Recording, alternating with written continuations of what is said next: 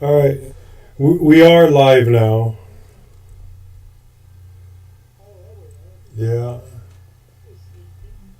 I just went live a second ago. I was testing out and realized that I had started the live show.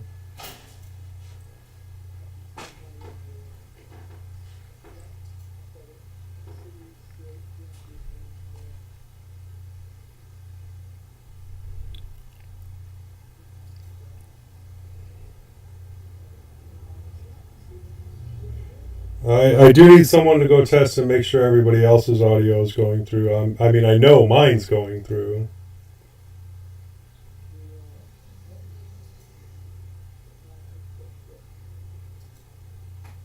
Because it doesn't look like I'm getting the audio output capture. Hold on.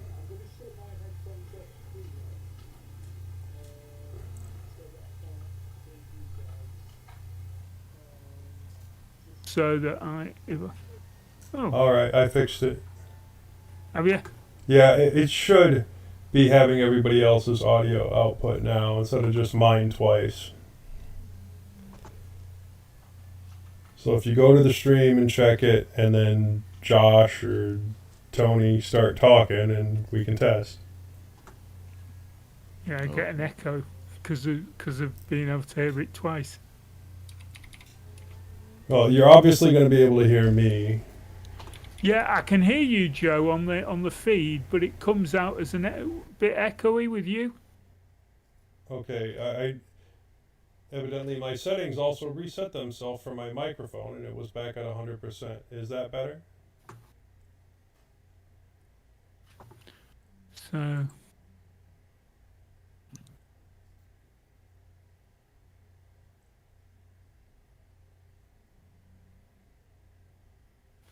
still sounding a bit echoey. Still a bit. Is this one okay, Tony?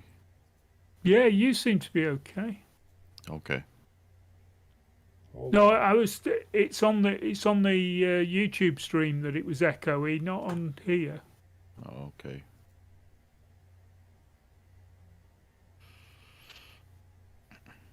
Hold on.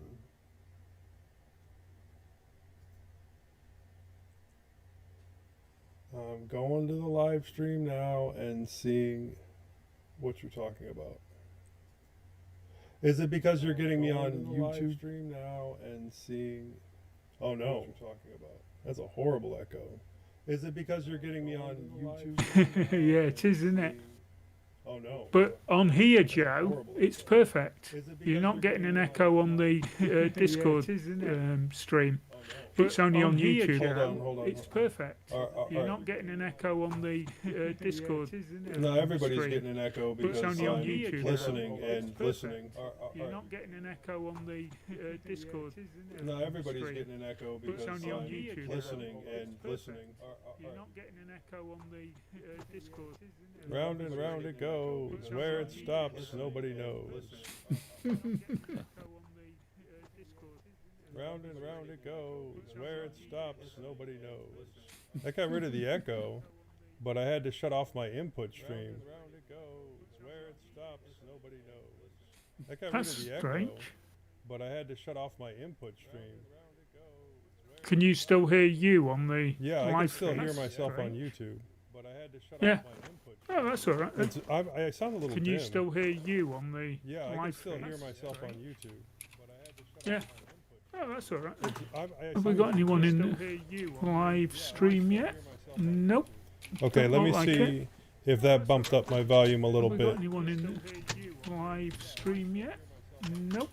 Okay, let Don't me look like see if that bumped up my volume a little Have we got bit. anyone in the Yeah, that helped. live That came out stream perfect. yet? Oh, right. Okay, Good. let me see if that bumped up my volume a little bit. Anyone in- All right, yeah, let me mute this so I don't get the echo anymore.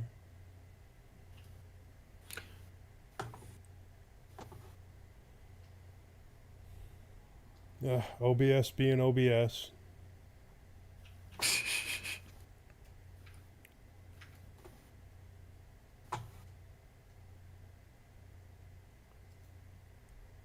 All right, so can you check and see if my volume is coming across well Let me check. on the stream? Because I'm sure I sound fine in Discord because it's Discord. Yeah, you sound fine over here.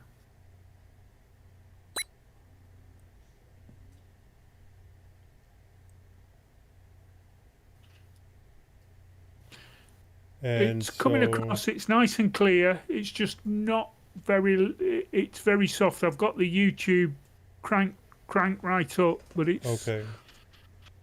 My voice is still coming across very soft. Let me try something else here real quick. And you'll have to tell me if it works or not. Am I echoey again?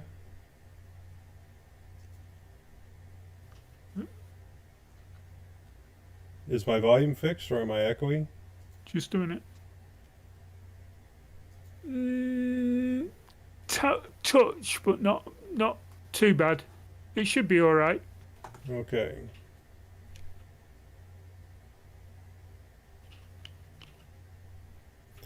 Yeah, I don't know why it was pushing my audio through both the input and the output.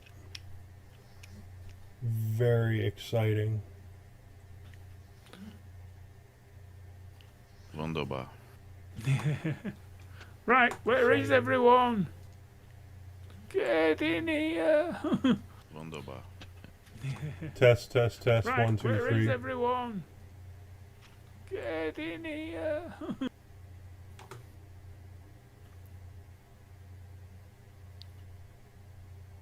Get in here. Right, where is everyone? Get in here. Wunderbar. Test, test, test. Right, 1, 2, where 3. is everyone? Is that your good lady behind you, Josh? My daughter. Yeah. Oh, it's your daughter. Yeah. Ugh. She's playing a little Overwatch. One more try.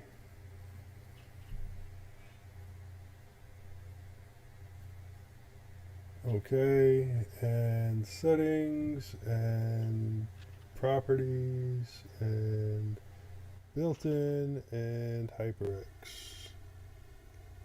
Okay. Let's see if that fixes the echoiness. I hate sounding Right. like garbage on YouTube.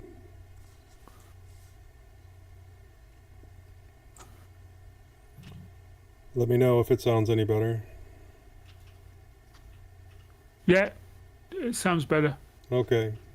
All I did was switch the inputs away and then back. Am I too loud now? No, you're fine loudness wise. Okay, okay. Then I won't tweak it. Leave all the settings for here for the next 3 hours. Well, depends on how long the innards is, since like half our talking points got up and walked away. Yeah. It happens. Yeah, Don't worry about it. I'm not stressing it. We've had 10-minute innards before. Yeah, but usually when we have 10-minute innards, I plan to have like a 20 to 30 minute bi-weekly wanderings. Oh, might have to expand today. Yeah, I might have to add some things. Yeah. Talk about my forays into plumbing again.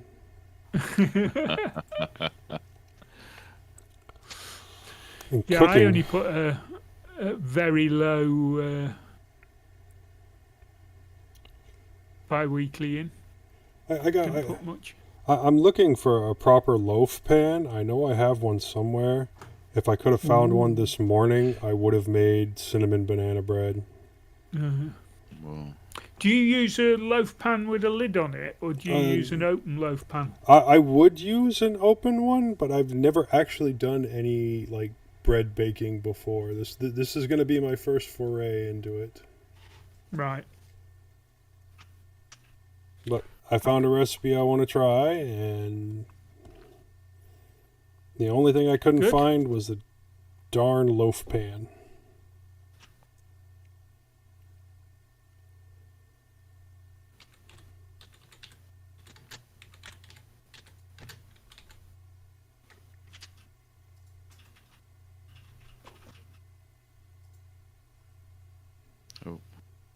Audacity open here. Oh, I have Audacity open. Start checking levels, all that jazz. Yep. Okay. Yeah, looks okay. All right, I'll be back in just a minute. Hopefully we get our other two participants. I mean, we can probably do it without them, but then that's like all of our innards. Norbert put a message in general saying he was going to be here in 10 minutes, so Okay. I know he's on his way. Yeah, I already have too many windows up, so I didn't see it.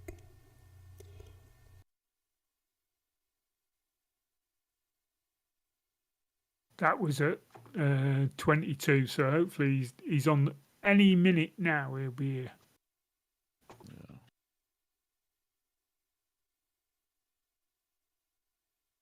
See if I can remember not to hit stop again this time. Yeah. we all muck up Audacity. I've done it so many times. Right. I've stopped doing the record pause bit because so many times when I do the pause and record, I press the record button again instead of the pause button. So I've just stopped doing that now. Yeah.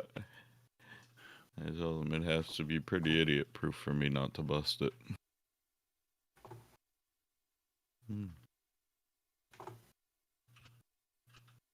Londoners here. All right.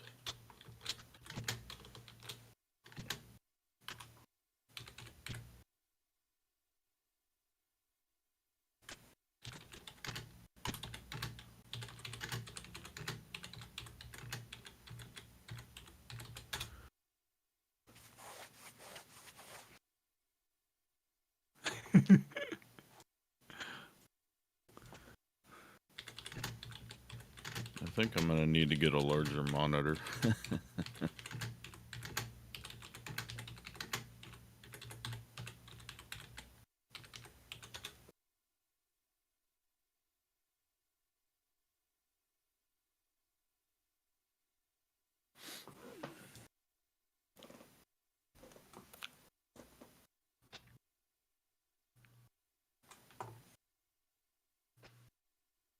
Okay.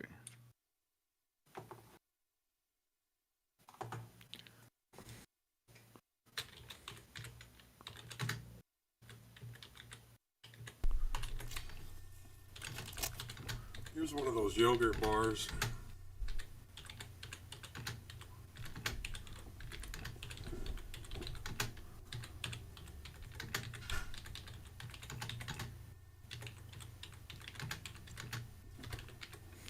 In case you hadn't seen them before, Tony.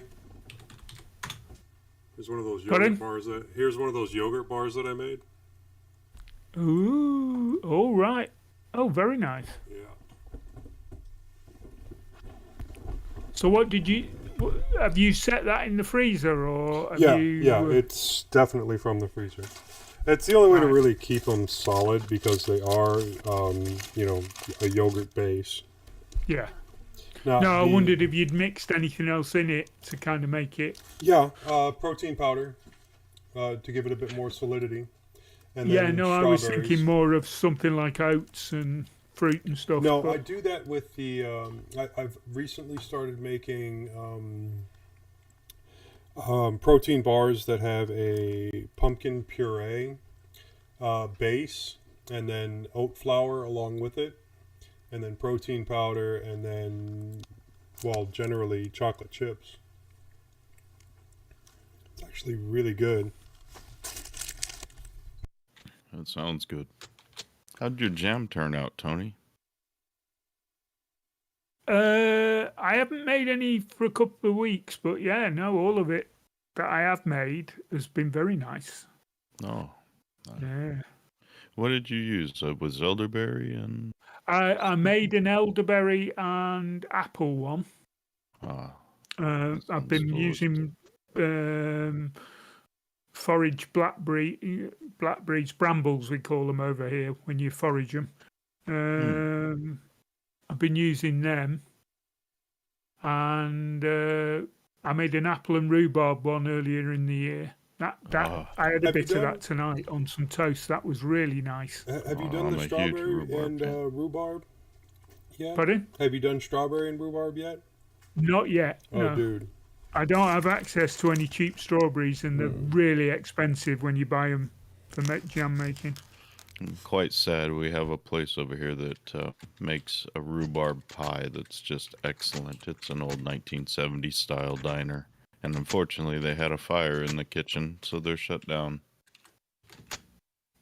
Oh, I missed something important. Fire in the kitchen. Yeah, oh, yeah. You missed it, Leo. Man.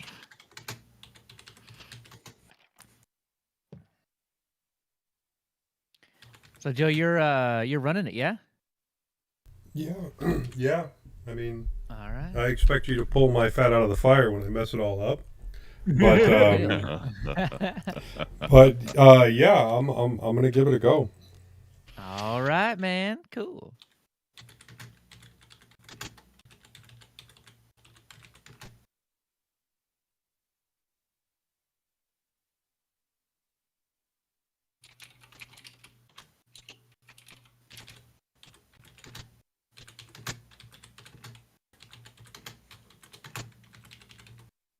Guess I should do that. I forgot. Hey, there he live is. live streaming. Josh, you're good. I mean, Joe, you're good. Yeah, we're already live. streaming and tested. Oh, and- what? Yeah, no. Yeah. Get out of here. Because No, I we've been- know I have audio issues when I first turn on OBS. I gotta like drop everything off and put everything back on, and I need the feedback to find out whether or not it's actually working the way that it's supposed to. So yeah, we started a little early. All right. Nissan won't be joining us, so don't know if you saw his message. I did see that. Yeah. Norbert said about 15 so minutes ago he'd be here in 10, but he's still not right. That's good. Well, I guess now's a good time to hash anything out that we need. Someone's to talk about the innards if no one else shows up. I might, Look, I Because can I'm drone not a on known about it. user. I might need some help with the news. Yep, you got it.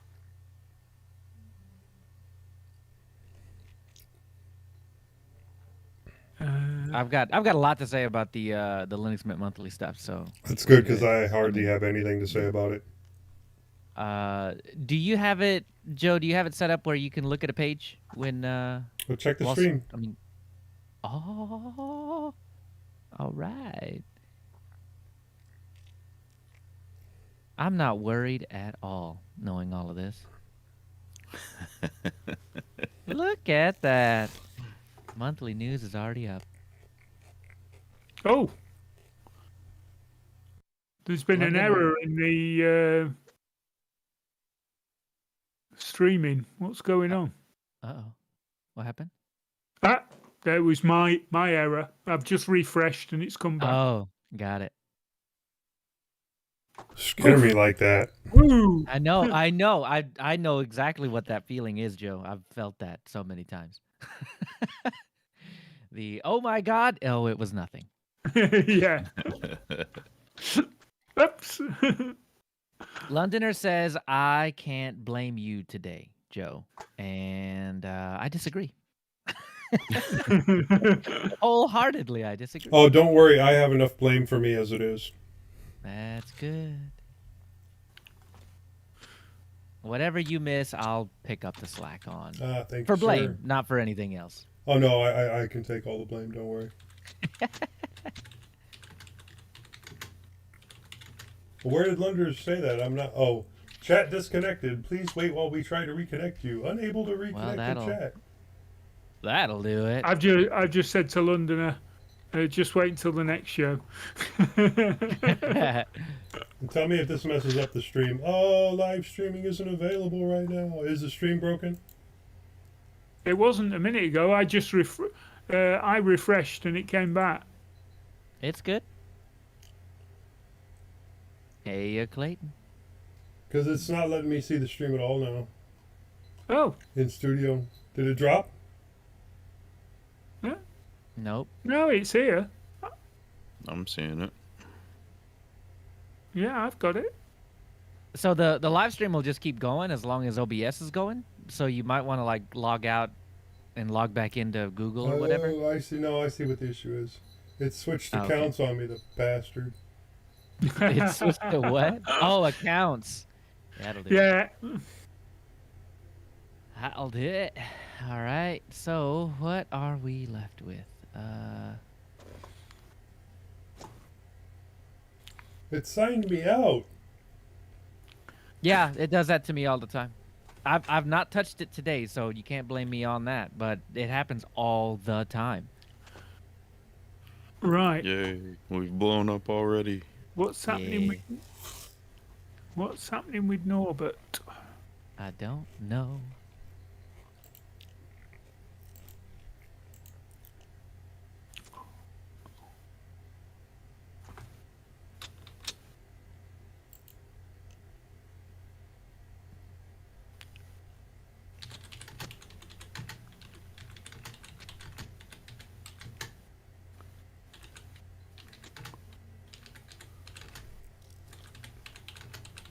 And now it won't let me put in my email address to sign into a different one. Man, I love me some Chrome. That Leo Joe, thing's just gone perfect. Yeah, you love Chrome, Joe. Come on. Otherwise, you'd be using something else.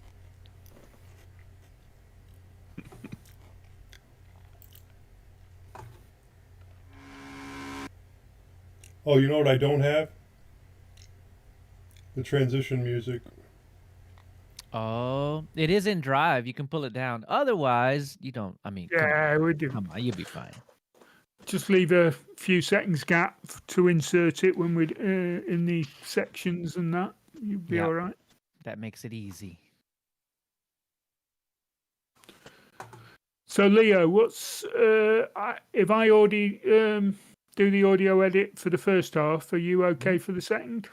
Yep, absolutely. And I think Yeah. what I'm going to try to do this next time, because it does butt up with editing another show, is beg Bo to do the first half. Yeah. That might work. Yeah. Yeah, because I'm not available for the next show. Right. I remember that, and I'm trying to think of a contingency. Otherwise, I mean, I can still do it. It would. It, It just makes it a lot of audio to edit in one go. Yeah. Yeah. What we need is another Owen. Yeah, we do. That'd be cool, man. That would be cool. Oh, we do have to announce the leaving of Owen as well. And how funny is that? That it's on the same episode. Yeah. We're thinning out. Mm-hmm. Guys, do we need to get cracking or? I know Norbert said he's coming, but I've just sent him No, a I message added on that Discord. to the end already. Oh, I see. I see. You sure did. Yep. I was about to have to start adding stuff. But give me a minute to get back into the frickin' live stream. All right. Well, if you're still mucking about anyway, it doesn't matter that Norbert's not here yet. Tony and Leo will be taking over for a while. Possibly Bo. All right. He's still in the credits, man. So I'm He gonna is. tell him that's the payment for saying undercastnetwork.com every 2 weeks.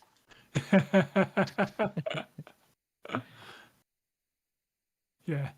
That's his advertising fee. Exactly. You give us an hour or so, slap it together.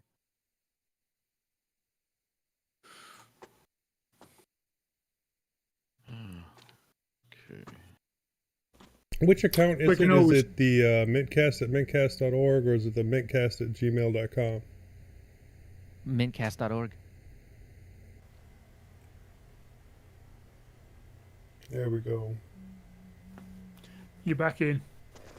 Nope, not yet. No.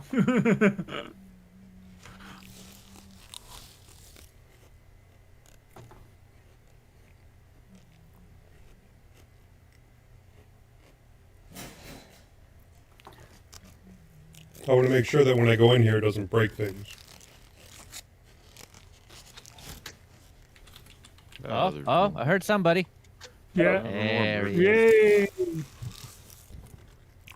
Is it That was using more the right than- mic in Maybe. Discord? I think so. Does that sound very loud? You sound pretty good. Okay. Check Audacity. Make sure your levels are good where you expect them. I was going to use my and Endeavor install, but I realized I haven't tested on it, so I'm just going to use Debian again. Okay. Discord is using the right mic. Always opt for stability. Okay. I keep appreciating Debian more and more. I'm waiting for Debian Mint. That will be very nice. Somewhere in a That's post, great, I think I read that Debian Mint is not quite as mature as it could be. It's always been pretty stable, but it obviously once it gets a few months old, it tends to feel a bit jaded because No, I don't updated. mean the package availability, but I mean Debian itself feels nice. It's not exactly user friendly. Oh, I mean, we I can mean, talk not about that exactly. on the show. Yes. So it's too bad Nishan isn't here because the topic that we chose for the innards is sort of he was the one that had the most to say about it, I think. Shall we do sound checks and get Audacity up and running? I'm checking and I'm at -6, so it should be good. Right. Okay. And are we ready to do the 3, 2, 1 and record and 20 odd seconds of silence? Yeah, I would Okay. say, Yes, Go on. Joe, can you pull back just a little bit on your gain? It did seem a bit loud before.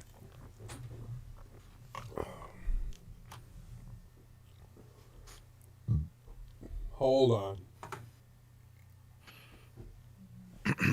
Back into my sound settings. Input. Maybe 5-10% somewhere in there. Is that better? Yeah. All right. I think that's what I had it Okay. set to last time. It keeps resetting itself. It's really, really annoying.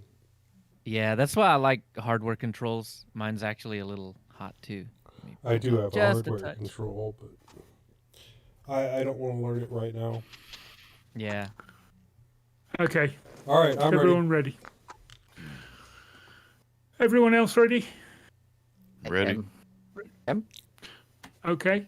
So I'll do 3, 2, 1 record, and then we'll do the 20 odd seconds of silence with the mics open. So Actually, before we get started, Tony, can you turn down your gain a little bit? There's a touch of whine. yeah, I will. Oh yeah, I do hear that. How's that? Is that any better? A little bit more Little down. bit. A little bit more. How's that? It's probably what we're gonna get for now. Okay, you all right with that? I can turn it down a little bit. No, I think we're okay there.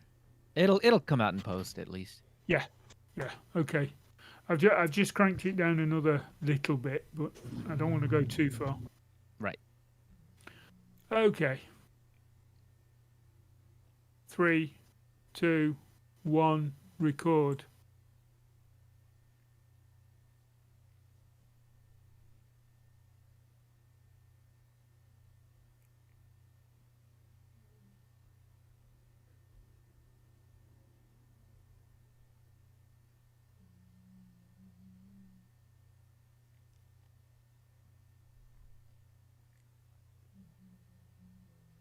Yay! Oh, I just had a No. heart-stopping moment. Audacity seemed to freeze up, Oh, but it popped back. that's good. Okay, should we do 3, 2, 1, 0? Yep. 3, 2, 1, Zero. 0. 0.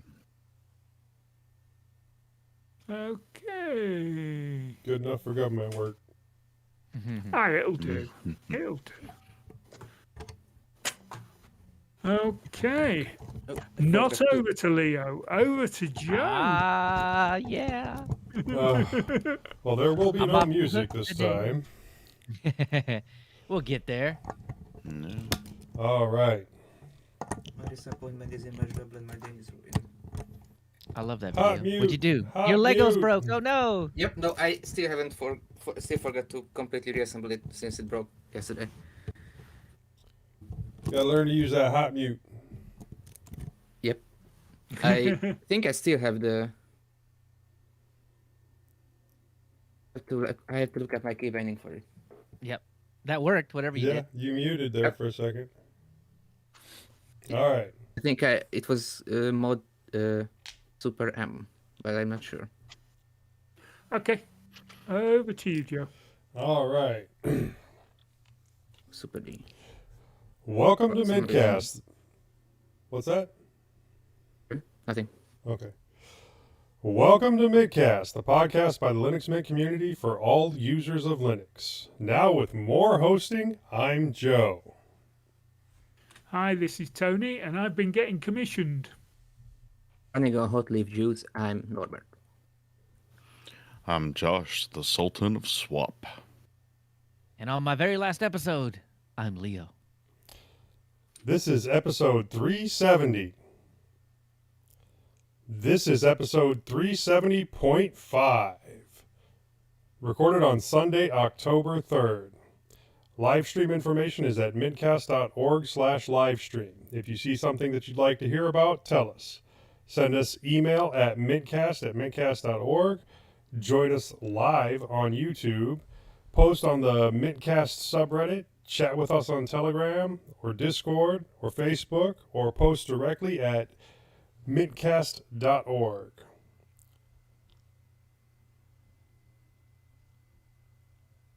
First up in the news, Linux Mint monthly updates, Ubuntu news, Windows is being Windows, and also some Steam Deck news.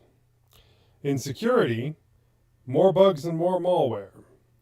Then in our wanderings, I go on vacation. Norbert listens to the doctor. Josh tries Ventoy. Tony is making ice cream trucks. And Leo plays D2. In our innard section, this week we'll be discussing GTK theming. And finally, the feedback and a couple of suggestions.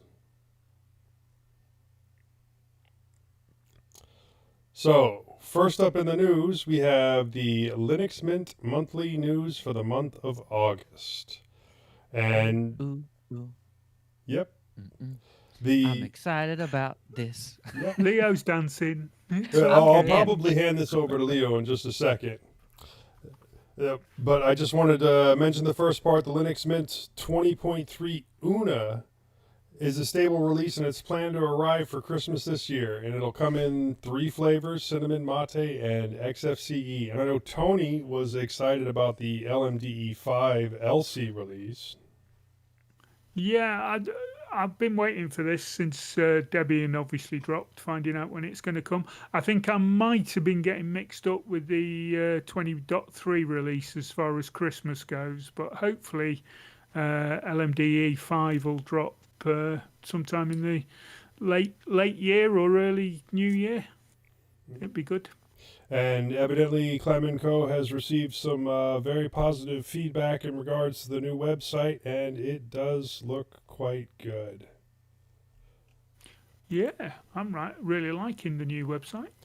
Yeah, he mentions that it took a bit longer than they expected, but I'm glad it came out. It looks so good. I really enjoy it. These impressions are important. Yeah, exactly. I think that was the biggest reason, the biggest catalyst that that they wanted to change that up, because there's so much feedback with, hey, your website looks outdated. Hey, why does your website look like it's from 1999? What's going on here? Yeah, one of my concerns was if I were to tell someone, hey, Linux Mint is a pretty nice distro, you should try to get into Linux result, and they go to the website and they go to the downloads, and there's cinnamon, mate, and XFCE, and they have no idea what those mean. And now they can actually get a pretty good idea by having descriptions. Yeah, Those but additions. the trick is you install it for them. They never see the website. That's the real trick. Yep, I should have my Ventoy stick with me at all times, basically. Yes, you should. But the rest of it seems to be just some of the changes that they made to title bars and accents with gray theming, and some colors. The grays underneath are tinted just a tiny bit. It's only like a 2% difference. Several more apps get a dark theme. That's Hypnotic, Celluloid, Gnome Terminal, Pix, and XViewer. And then some legacy items. Was there anything else you wanted to add, Leo? Well, I wanted to talk about the rounded corners a little bit. Oh, yeah. Because what Yeah. what I'm expecting to see is a glut of people throwing flack at Linux Mint Cinnamon or these particular themes because of the rounded corners, because that's what Windows is coming out with right now in all of their Windows and Windows 11. So went from sharp corners to rounded corners in the same amount of time frame that Windows did. So I expect to see that. Well, you can complain about Linux Mint being Windows-esque, but then you have to remember its roots started out as an alternative to Windows XP, so there isn't a whole lot to say there. It just makes it that little bit more smooth, shall I say? Yeah. Not as Right. jarring. Looking It's a at good the design image, decision. yeah, looking at the image, I actually like that rounded corner, and I think it'll do really well. And having read through this, they are going to be using larger buttons, which is always appreciated, especially if you're using like a touchscreen device or anything like that. So Yeah, So I'm my- looking forward to that one for sure. yeah, My favorite thing about the larger buttons is that it looks a lot more like Yaru. And to be honest with you, Yaru is one of my favorite themes, except I'd like to be able to change those accent colors to whatever I want them to be. But I guess that's kind of getting into the Linux innards stuff that we'll talk about later. But I mean, I like them. I like the buttons being a little bit bigger. They're just easier to get to with your mouse. okay. And our next news item, Ubuntu 2110 Final Beta is out. And we do have the, I assume this is an article based on the release notes. And just to give a little bit of an update here, Ubuntu 2110 codename Impish Indri continues Ubuntu's proud tradition of integrating the latest and greatest open source technologies into a high quality and easy to use Linux distribution. The team has been hard at work through this cycle, introducing new features and fixing bugs. And it basically covers all of the different flavors of Ubuntu. And so this is I think the thing that's going to affect us the most on Linux Mint is that the 5.13 kernel that's coming out with 21.10 will flow down to us pretty quickly after release.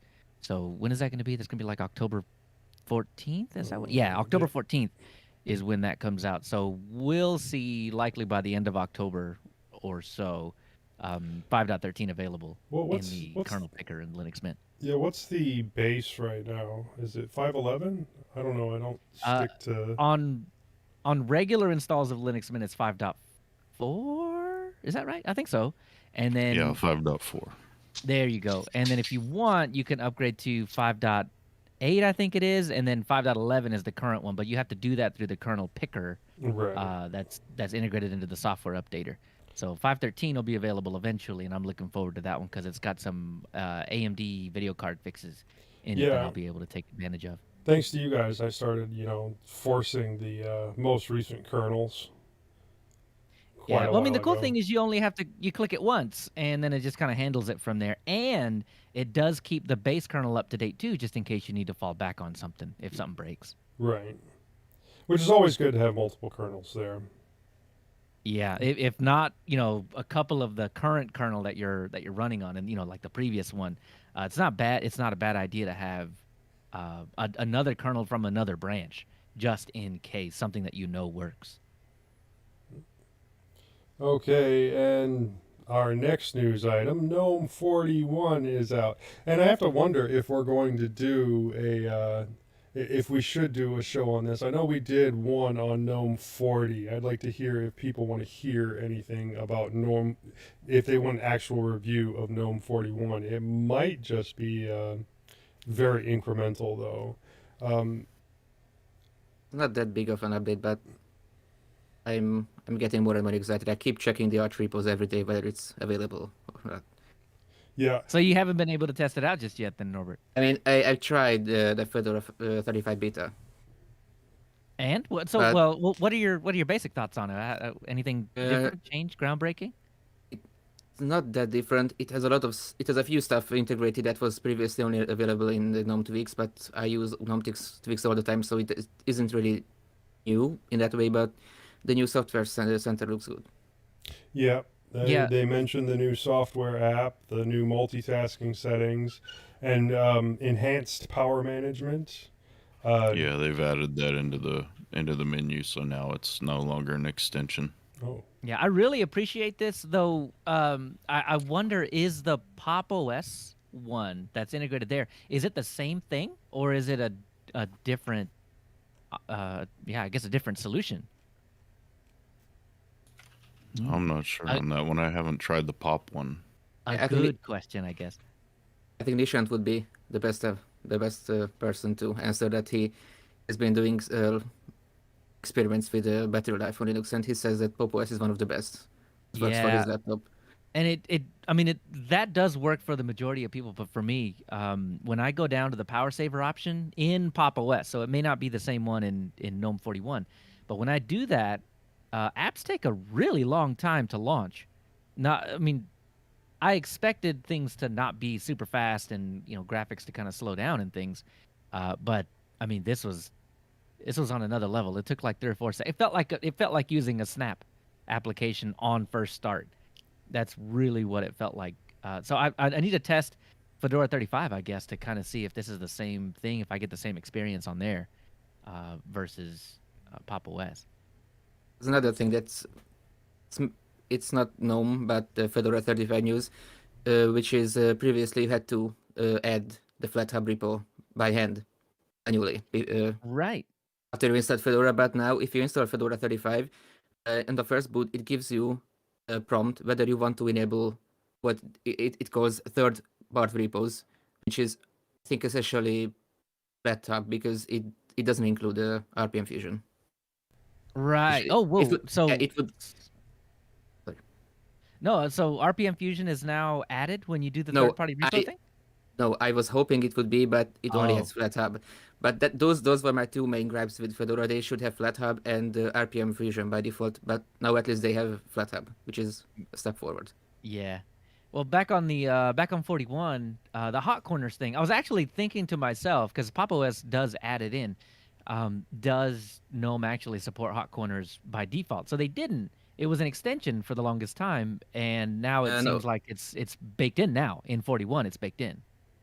I think it was in GNOME Tweaks for the past half year or so. Right. So, so you had to go manually add it in, and I mean But that's it's- just a frustrating experience, I think.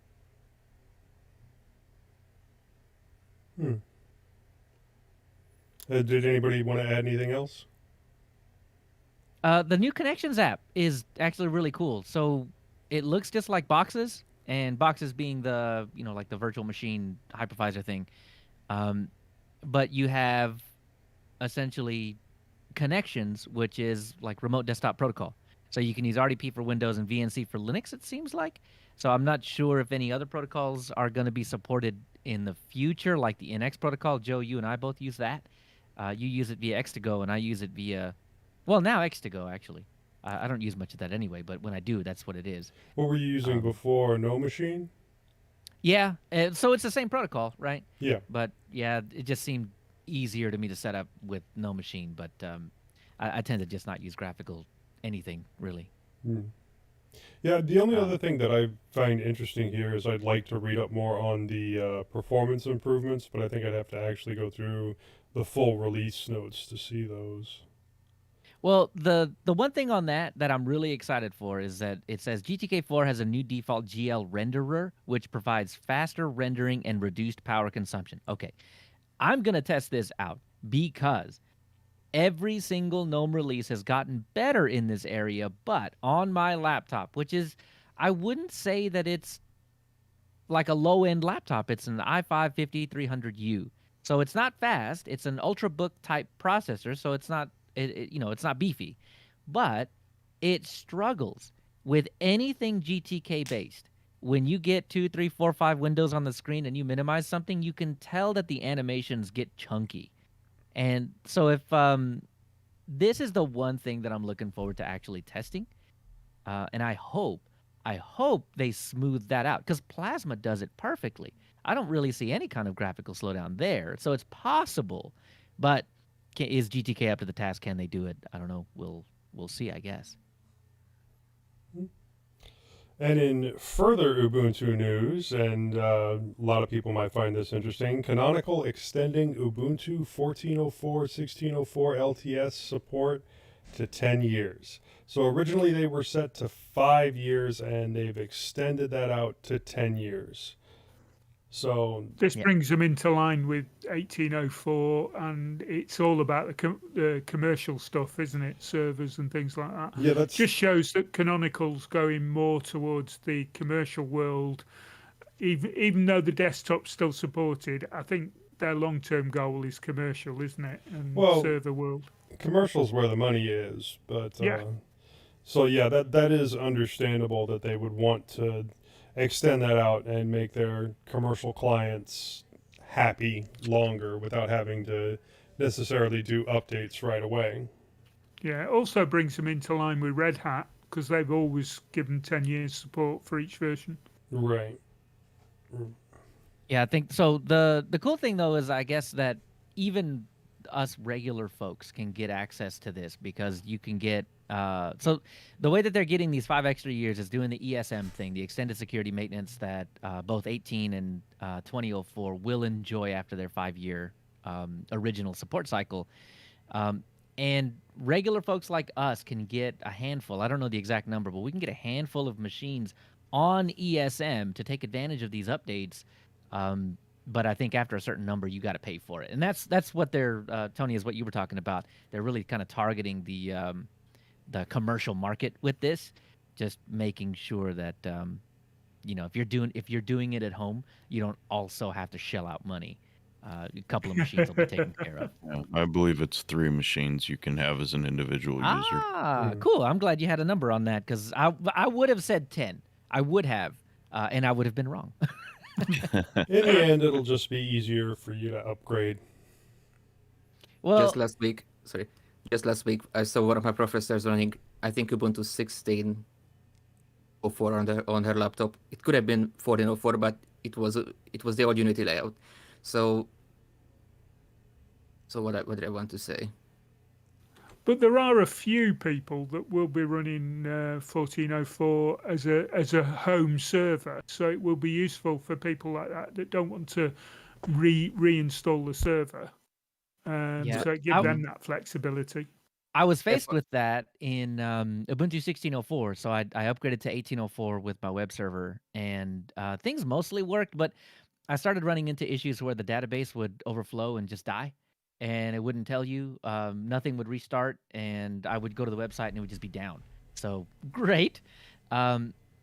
So I could have just stayed on 16.04, enrolled it in ESM, and then never had to change anything for 6 extra years, because I did this about a year ago. And then eventually it got to the point where I didn't want to deal with it anymore, and I didn't want to rebuild it from scratch. So I just went to a different hosting provider to roll me a WordPress, and now I don't have to deal with it. Yeah, for servers, it's a perfectly good news. But it was just interesting to see someone actually use a version that old as a daily driver for the computer, I mean, hey, a personal computer. that's the thing about Windows XP too, is that nobody wanted to give it up because everybody was fine. I mean, they didn't care about the technical limitations of it. They didn't care about the implications of using software that is 15 years old. It did not matter to them, because when they clicked on the button worked. That's it. And I think that's about as far as most people take it. So I guess I come from doing IT and admin and stuff, and so you see really old stuff forever that never goes away. No matter how much you implore the person running it to please, we cannot support this. We will literally block you off of the network if you do not update. And so, hey, this gives her a little bit more runway for something like that. But it is, it's just an inevitability running old stuff. It's good to see that it's at least supported. Also, the longer you wait for an upload, the harder it will be to transition to a newer Yeah. version. You know, man, there's a whole what a bunch of shock people she's- out there still trying to run Windows 98. Yeah, if she even knows the name of the desktop environment, when she goes to something like 2004, 2204, or whatever, and it's still on GNOME, she'll be thinking, why does Unity suck so much now? Okay. Oh, and then Windows 11 is no longer compatible with Oracle VirtualBox VMs. And despite the fact that Windows said that, they weren't going to have these limitations on VMs so that people could test out Windows 11, they've put in the TPM 2.0 security stuff into the VMs, making it much more difficult to test out before buying a new machine and putting it in there. Will that work? Will that still apply to something like GNOME boxes? No. For now, that's the only thing that they're saying is Oracle VirtualBox virtualization. So, okay, so the problem exists only in Windows. So if you are running a Linux operating system on a machine that used to run Windows, it would absolutely have no bearing on whether or not you can run VirtualBox or boxes or anything else. This is what's going on in this particular one, because it's kind of egregious, because I use this software all the time, and this is just going to make me stick on Windows 10 for my work machine for forever. But I was Go ahead. just wondering if you'd be able to run Windows 11 in boxes. as long as boxes can emulate TPM 2.0. Yeah. Mhm. Yeah. I'm just so we need to find out whether boxes has got that ability to do it. Well, Yeah, I do believe here- KVM does support that, though. Here it specifically says that VMware Workstation, Hyper-V Parallels, and QEMU users, this is not a problem as they support TPM pass-through and secure boot. Right. Yeah. So it's Right. currently only only an issue with VirtualBox. Yeah, because I've started using boxes recently because I actually find it easier to set up a VM in boxes than I do in VirtualBox. Well, they give you sane defaults if you just don't know. VirtualBox has a tendency to say, "Oh yeah, you'll be fine on 256 megs RAM." Like, guy, Yeah. come on, Uh-huh. what? Uh-huh. No. Yeah, But, but is anybody actually surprised that they did this? I mean, No, they it's on brand for them. Yeah, they- these past 6 months. previously said that this wasn't going to be an issue with VMs, and then suddenly did an about face, as it says in the article, without ample warning, and it's now enforcing the requirements on all VMs.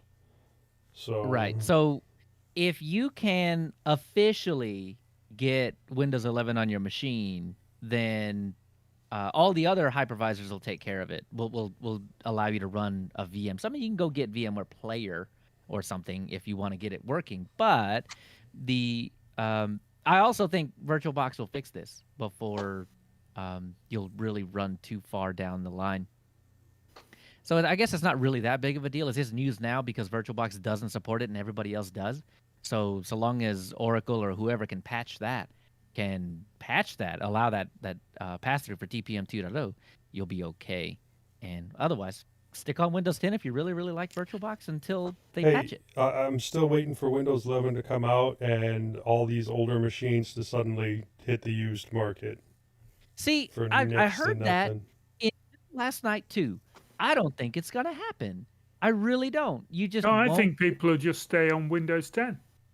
So, yes, there will be people that get rid of their laptops, but I don't think it's going to be something that is just far and away different than what we've seen. Right. in the It's not past. going to be like when the update bricked the 32 gig machines and the 64 gig machines. Right. This is going to be a bunch of people that have too much money and want a new laptop anyway.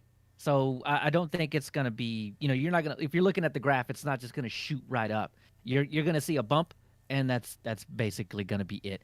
Just simply because Windows 10 will work for 10 more years, or 5 more years. So it's not like It's not like people will just one day wake up and their laptop doesn't work. It's just one day they'll wake up and they won't have gotten the Windows 11 upgrade dialog box. That's literally the only thing that happens, and only if you've got peer pressure from friends or something like that saying, "Haha, you're still on Windows 10," would you really consider dropping an entire computer to just so you can get rounded corners? Many people would, but yeah. Now, the next news item, BattleEye and EAC support for not just Proton. Now, I did mention that with Steam Deck earlier, and if you look at the article, it does specifically mention Steam Deck. But this is for all games on Steam from, what is it, for Epic Games announced that EAC Easy Anti-Cheat. It will now be supported natively for Linux. And this is for just like Linux-based games. Like it's not an issue for Proton or anything like that. It's just for Linux ports of games. Right. So the games that you would have been able to run the game via Proton. You were not able to run BattleEye. So without the anti-cheat measure, you just couldn't play with anybody. Assuming you could play the game at all, because some of these games require EAC and BattleEye to actually be running in the background to even play a single player thing. So you've got, I guess, a lot of runway now on a lot of these games that Tim Sweeney, the guy that announced this, I think, what was it, like 6-something months ago, he had come out with a tweet saying they're too small. We don't care. Why would we do that? And all of a sudden, Valve announces the Steam Deck. And push comes to shove, Epic fell in line. So, well, yeah. Valve's got some muscle. The Steam Deck seems to be really popular right now. Granted, I know I'm in a bit of an echo chamber when it comes to people that like Linux. So the Steam Deck does seem popular, and it's mostly just going to be Arch backends, right? How do you mean? What do you mean? It's going to be a Linux device. Oh, right. Yeah, absolutely. Yeah, and you're right. It is based on Arch, the Steam Deck. But kind of basing the conversation before about Unity and people not knowing what it is, and having any care about what runs in the background. Outside of circles like ours, as you mentioned, the echo chamber, right? Nobody knows it's Linux. Nobody cares. Well, does will the game care, run? right? All right. They will care when a bunch of their games don't run because they don't support the splash screen. Or, well, now they will support BattleEye, but they would have cared if it hadn't. Well, I feel like there's going to be a lot of changes and a lot of positive things that come out before people get, mass-wise, before people get their hands on this Steam Deck. I would not be surprised to see something like a 96% game compatibility out of the box. Like when people getting them day one, I wouldn't be surprised to see a huge amount of support. And then the other 4 or 5% happens in the next 6 months. Normally, you have to go in and turn on like Proton and then Proton Beta so that you can get all of the Windows-only games to play through Steam. I'm expecting something different with the Steam Deck. Maybe that Proton and Proton Beta will be turned on already. I suppose so. To get that 90-something% number, well, okay, actually, you know what? I don't know that. Games that are tested against Proton don't need that extra checkbox, but, they are still Windows games. So that might just be, they put the check mark next to all of them, so you don't need to check them. But that would prevent people from running games that they know for sure don't work. So, yeah, don't even get to that point. Yeah, we'll see. Would expect the desktop Steam client to also have Proton enabled by default at some point next year. Yeah, that's what we were saying. Yeah, but it is in games that are compatible, that Valve has tested. So it'll just be Proton, it won't be Proton Beta. Probably. Or so you don't have to go and click the check mark and restart Steam. Right, for some games that have the check mark, yeah. Would 2022 actually be the year of the Linux desktop? It'll be the year of the Linux handheld. That's true. I keep remembering how you were talking about a few episodes ago that children nowadays don't even get exposed to using desktop computers with a mouse and a keyboard, just tablets. It's a weird world, you know. Yeah, well, this actually could have that that Unity, because it's going to be a full Linux computer in your hands. Granted, it's rather large in your hands, but obviously it's going to also be able to connect to your screen. Easier to convince parents to buy that because they can also be used for cool stuff.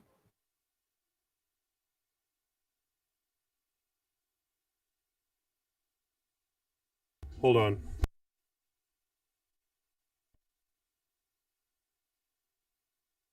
He broke it. Yeah, my Alexa device decided to go a little insane. All right. No, it was programmed to do that, Joe. Come Was on. it? At exactly that time, it was just going to randomly start singing. Yeah. Yeah. Yeah. Good point to move on. Yep. All right, let me close that down.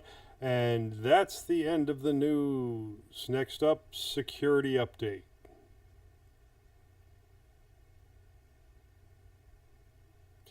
And in your security updates, the first item is Microsoft asks Azure Linux admins to manually patch oh my god bugs. Oh man, I like this story. Because we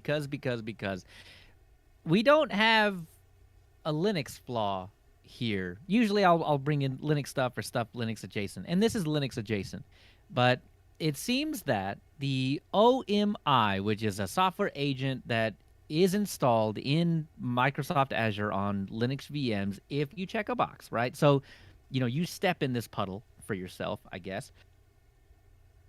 But what happens is this OMI agent basically gives information back to Azure so you can keep tabs on your VMs, so you know what they're doing, you know how much usage, this and that and everything. So you have a good bird's eye view of what's happening in a particular VM. Well, it turns out that we have a couple of researchers, Nir Oldfield and, I had it written down, Shir Tamari, did some research on the OMI, and it turns out that let me just read what they wrote, because I don't think I could put it any better. Quote, "This is a textbook remote code execution vulnerability that you would expect to see in the 90s. It's highly unusual to have one crop up in 2021 that can expose millions of endpoints. With a single packet, an attacker can become root on a remote machine by simply removing the authentication header. It's that simple. Yeah, that's This straight out of the 90s.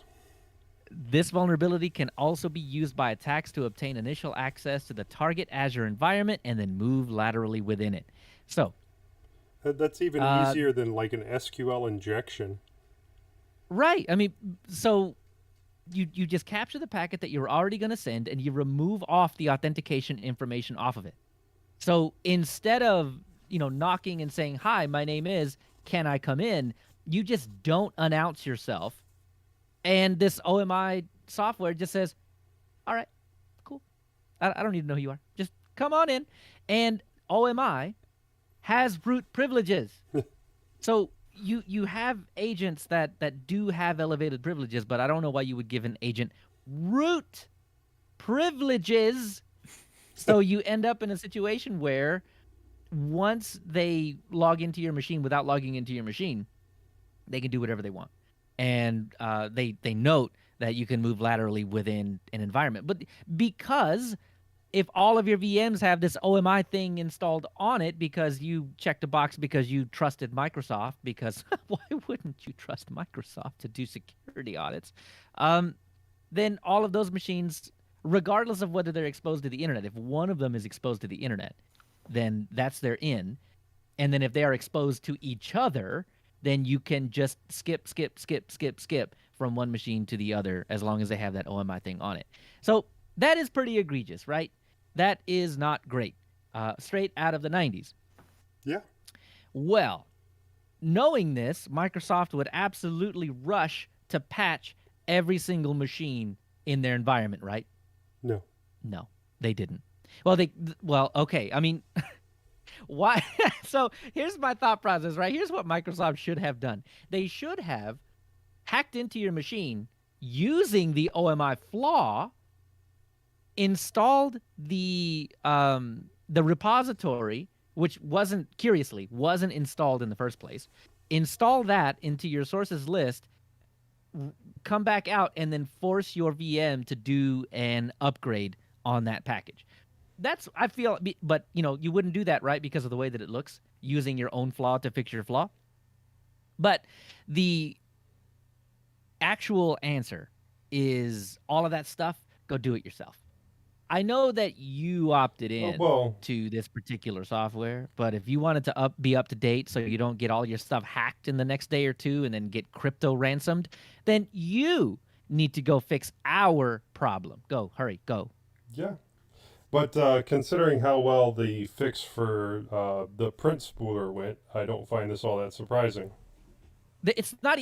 There is no fix for the print spooler thing. They just turned it off, and now it's broken all of this stuff. And you're in a situation now where sometimes you can print and sometimes you can't. Yeah, but they fixed it. How many fixes? 5 times. Yeah, exactly. 5, and it's still not fixed. So, Microsoft, you're on a roll lately, and Microsoft is the new Intel. You just keep whiffing it, man. You just keep whiffing it, and I mean, we got to stay with the theme. There's another one. Yep. And it directly affects Linux. Well, kind of in the reverse, right? So the other security thing does deal with Windows. So you can there is now Windows Subsystem for Linux malware. This is so great. So most of the Linux stuff, most of Linux malware that does exist doesn't work well in environments like WSL. Well, that changed recently. Now there are some proof of concepts and some things out there right now that actually do exist to take advantage of WSL's ability to hook into the operating system above it. Yeah. So I found this one extremely interesting. Just the fact that you install something on Linux and then, the Windows subsystem for Linux, and then it installs something else, and then the hooks from Windows pulls that code in a type of, I guess you'd call it a pivot, and then that gives them all the privileges on the Windows system. Oh, man. So at the very least, this is what's funny about this, I think, is that it's the exact reverse to the previous thing that we were talking about, right? Azure added something to Linux, and now Linux is hackable, and now I guess you can add something to WSL, which is kind of Linux, and that makes Windows hackable. Yay! Everybody's getting hacked. Whether you like to use Linux on Windows or Windows on Linux, you're just not having a good time right now. It's not great. So if you want to use Linux, why not just go along and install a Linux distro, and then you won't have this problem? Wasn't it last time that we talked about the crypto hacking of Linux machines, that the software was out there now natively? Yeah. So I mean, you can't get away from it. I just think these are particularly funny because both of them are pivot style attacks. You attack one thing and then you're able to get everything else. You get the treasure once you get that first mind-bogglingly simple attack. Time to move to BSD. No. If everybody moves to BSD, then all the viruses will go there anyway. Exactly. So it's just that there aren't as many eyes on BSD right now. This is the same, I think, and I know you're doing that tongue-in-cheek, but this is the same argument that people had with Mac. Well, just move to Mac. You don't have any viruses. Yeah, because nobody uses Mac. That's why there are no viruses. And then Linux was the next target, and now BSD will be next, I'm sure. What is that? Security through obscurity? Yeah. Right. Yeah. If nobody uses it, then why would anybody want to hack it? Or So a company. in a way, it shows Linux has come of age because there's enough of us out there for them to want to hack us. Exactly. Right. Yeah. Enough people using it. Yeah. You're a high value target now. And it might not be on the desktop, but because half the world, well, more than half the world's servers run on it, there's a lot more juicy meat out there to get hold of. And that's what makes the Azure issue so bad.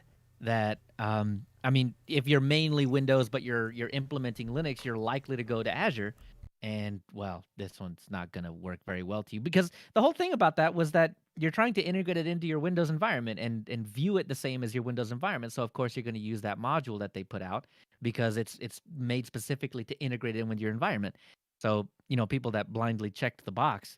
Well, I can't even say blindly check the box, because you expect that the code given to you by a multi-billion-dollar company doesn't have bugs the size of, like a lorry tunnel. Can I say lorry? I can say lorry, right? Yeah. With a big gaping sign that says, "Please come in." Right. Yeah. Welcome all, not just the admins. You too. Well, it's funny you should say that, because when you were talking about it, I was thinking, if you know Lord of the Rings, there was a section in it where they were trying to get in through a door, and Gandalf was trying to remember what the password was, or try and figure out what the password, and it turned out to be just say the word friend and come in. And it sounds exactly like that. That's actually one of the best analogies you could do, man. Nobody expects it to be that easy, and then it was. Yep. Well, that sounds like it for the security update. Let's move on to the wanderings.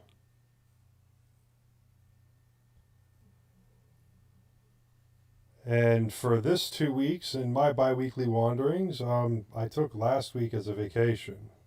I finally got a chance to take apart that PS3 and get it cleaned up, replace the thermal paste, and put it back together. But it turned out that the model that I have, you cannot put a permanent custom firmware on, and that really sucks. But it is a perfectly working PS3, and it does have a working Blu-ray player, controllers hook up to it and everything. I just don't have any games to put on it right now. So During the whole HD DVD and Blu-ray phase, that was actually one of the biggest reasons that I bought a PS3, because Blu-ray players were like $100, but the Right. PS3 was a little bit more. Well, okay, a good chunk more, but it played games, it played DVDs, it was backwards compatible. You had to pay extra for that in Blu-ray players to have both lasers that could handle that. I mean, it just seemed to me that the PS3 was an easy buy because of all the other stuff. And of course, at the time, Play you could games. put Linux on it as well. yeah, well, that was one of the reasons I got the original Xbox, was because, you buy a controller or buy a remote for it, Yeah. and you could play DVDs on it. And also, you could hook a controller up to it and play games on it. Right. And if you were adept enough early on and you could solder, Joe, this might have been you, that you could solder on an extra chip that would allow you to install other additional software like emulators. I had a Right. friend when I was still working at Circuit City, he brought it in one day, hooked it up to one of the TVs, and he was just playing games all day long. Well, I know with like All the old stuff. with the PS1, you could add a chip to it, which would allow you to play ripped games or international Yeah. games, and that was really cool. But I do have a couple of PS1s in storage somewhere, but I never had a PS3 before this one, and then I never modded my original Xbox. And then I still have like 3 Xbox 360s to work on, but I'm probably only going to get one of them with a long-term fix on it. So Well, good luck. I had to spread it out a little bit. I couldn't, get it all done. And also, since I was on vacation, of course, I fixed a bunch of headphones. I'm starting to run out of that big box of headphones that I got, but I fixed 3 sets of the Sony MDR 7506 studio monitors with bad cables. Nothing really exciting with those, just plug replacements essentially. I stripped a pair of Tascams for the band, which should fit most Sonys and who knows what else. And the reason I stripped it is because I took it apart to start fixing it, and one of the speakers was completely missing. One of the drivers was just gone on one side. It had been all closed up again and everything, but it just wasn't there. So only thing it's really good for at that point is the band. And like I said, that band looks like it'll fit a lot of other headphones. So that's actually a really good thing to have. And it looks like it's fairly sturdy. So I'll be keeping a hold of that until I find another use for it. I also took a pair of Sony headphones that I have no use for because they use a base station and pair to a TV, and use the band from that to replace a band on a pair of Sterlings. And now the sound quality on the Sterlings is actually really good, and I had 2 sets of those, but both of them, it seems like the band just breaks in this really awkward spot and is terrible.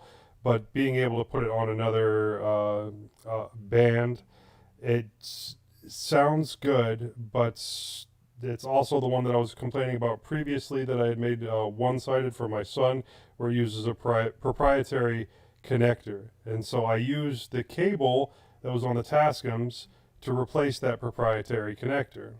The pair worked that way, but they were unbalanced. So I did end up replacing the plug end as well, and that made the headset sound just fine.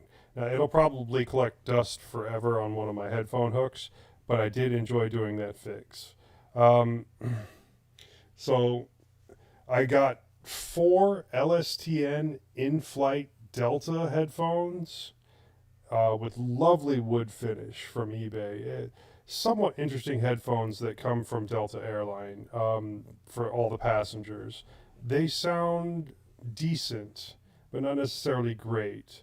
But they do have an airplane connector on them. They also have built-in noise canceling. The problem is none of the processing for the noise canceling actually happens on the headset. So it does have a couple of good microphones in it that I don't know if I'll be able to use with something else, but I'll probably give it a try. So I had to take them all the way apart and redo the wiring entirely so that a normal plug will be able to work with them, which makes the noise canceling useless anyway. But I converted one of them to use a normal 3.5 millimeter plug, and another one I've converted to use MMCX so that I can use them with my LG headsets that are all converted to MMCX.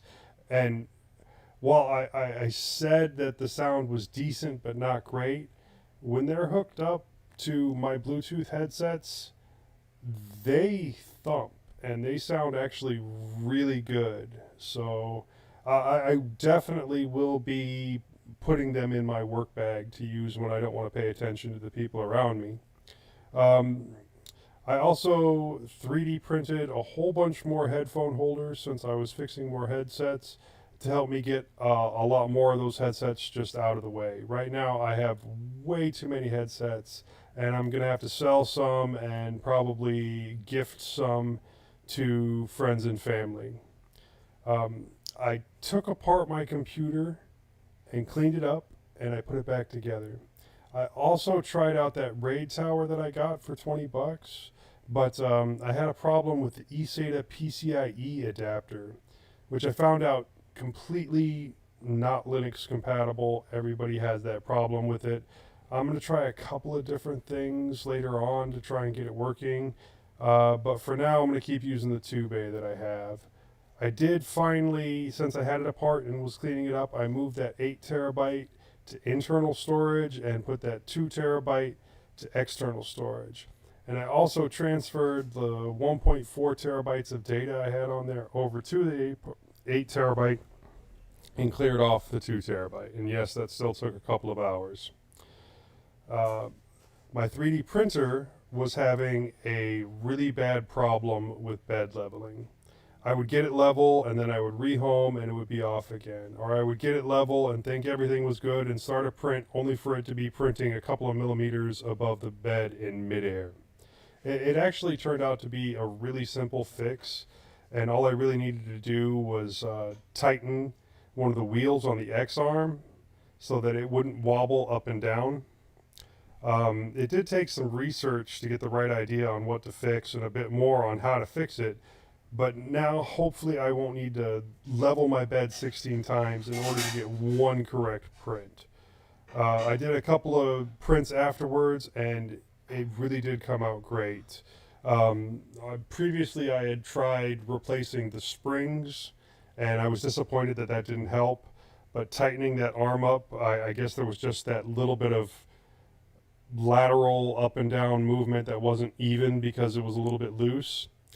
And that was really affecting my prints, and trying to level the bed and trying to level the bed and trying to level the bed, only for it to not print that first layer, or occasionally to get a third of the way through a print and then for it to be completely off. It was getting extremely frustrating, and I'm really happy that I got that fixed now.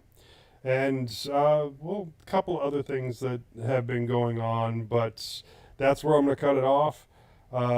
Norbert, what have you been up to? These past 2 weeks, I finally started getting back into listening to the Doctor Who audio dramas, which I've been meaning to do for a couple of months now. And I have to say at this point, I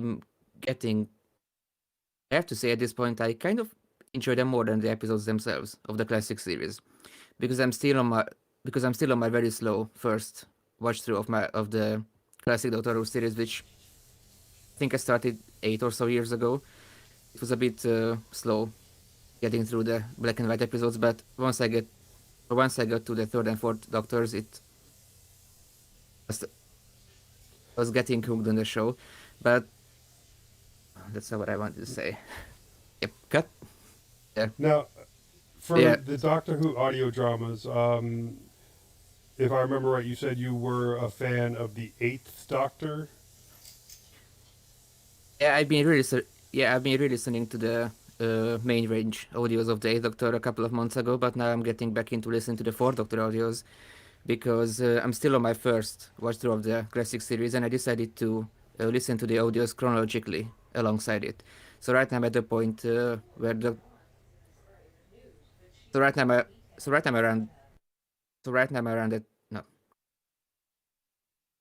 I'm at around season 14, so the 4th Doctor and Leela, and I plan to listen to the new audios, which came out earlier this year. Are you listening to the Big Finish audio? Is that? Yeah. They're the only name right now in Yeah. Doctor Who audio dramas. Yeah, they do some really good stuff. Absolutely. And they're the branches. Go ahead. Yeah, and they also managed to get Christopher Eccleston to do audios for them last year, which was a very big thing, because he hasn't done anything Doctor related since he departed in 2005, in fact. And I come to realize that I really like the medium of audio dramas, and I'm starting to like them even better than either books or TV shows, because it's sort of the best of both worlds. You can still enjoy the performances by the actors, but it still leaves so much to the imagination as a book would. Not to mention that you can pause. Not to mention that you can even be productive by doing something that doesn't require. For example, when I do some Photoshop work, yes, I am still relying on proprietary software, sadly. So yeah, for example, when I'm doing Photoshop work or cleaning around the house, and even when riding the bus, I used to listen to music all the time when I were doing things like this. And then 2 years ago I transitioned to listening to podcasts, and now that got me into audiobooks and audio dramas, because I had a great relationship with audiobooks, because I didn't like the fact that someone was reading a book for me. But the audio dramas are different, because there isn't a narrator, there's just the cast, the dialogue. And then I tried audiobooks, and I was surprised by the fact that I actually got into that easily too. Yeah. So I think it's sad that audio dramas are not very popular, because for me it's the ultimate form of consuming fictional stories, because it leaves place for being productive while doing so. Yeah, I grew up with audio dramas on the BBC radio over here, and I love audio drama. Now, if you want like a suggestion for an audio drama, check out the Stormlight Archive. It's an audiobook and audio drama, but a lot of my friends greatly prefer the audio drama over the audiobook for that one. And coincidentally, this past week there was some very big Doctor Who related news. Russell T Davies is coming back as a showrunner by 2023, so he will be So he will be in charge when the 60th anniversary episode comes out, and he will also do at least one season after that. They didn't say how many seasons, so it could only be one, but maybe it will be more. And Who do you think's going to think be nobody taking ex- over as the Doctor? at this point, whenever it comes to choosing a doctor, I always want an actor that I don't know, or actress, because I really like to have someone not very known, an obscure actor coming in and surprising everyone. And so far, I don't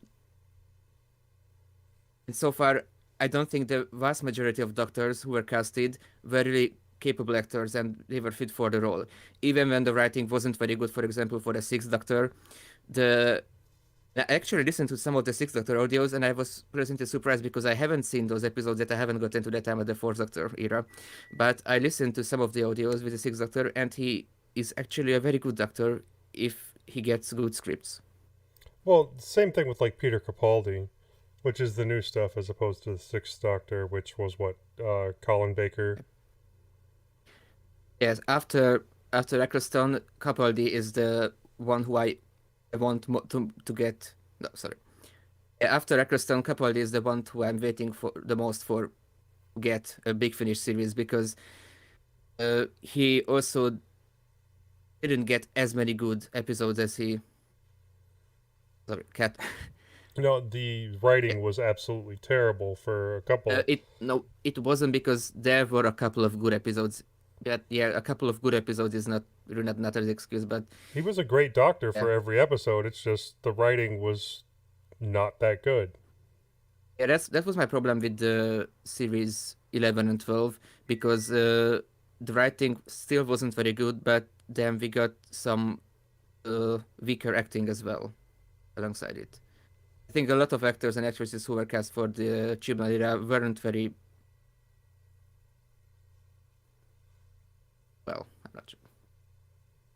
Yeah, Okay, that is correct. The Eighth Doctor only had the made-for-TV movie, but honestly, he has more time being the Doctor than practically all of the other Doctors combined, if you count the audio dramas. His series was what got me into Big Finish audios. Well, for a And so while, he was the only one. I mean, the Eighth Doctor adventures started happening before the main line did, and then it's no, not continued the really, whole time. because the very, very first Big Finish audio drama actually featured Doctors 5 through 7, and the Eighth Doctor, they only got Megan to do audios a few years later, so he wasn't the first for the audio dramas. They might have transitioned him there, but they also pulled in the stuff that he was doing before Big Finish was actually Big Finish, if I remember right. I could be wrong, but let me check that real quick. Yep.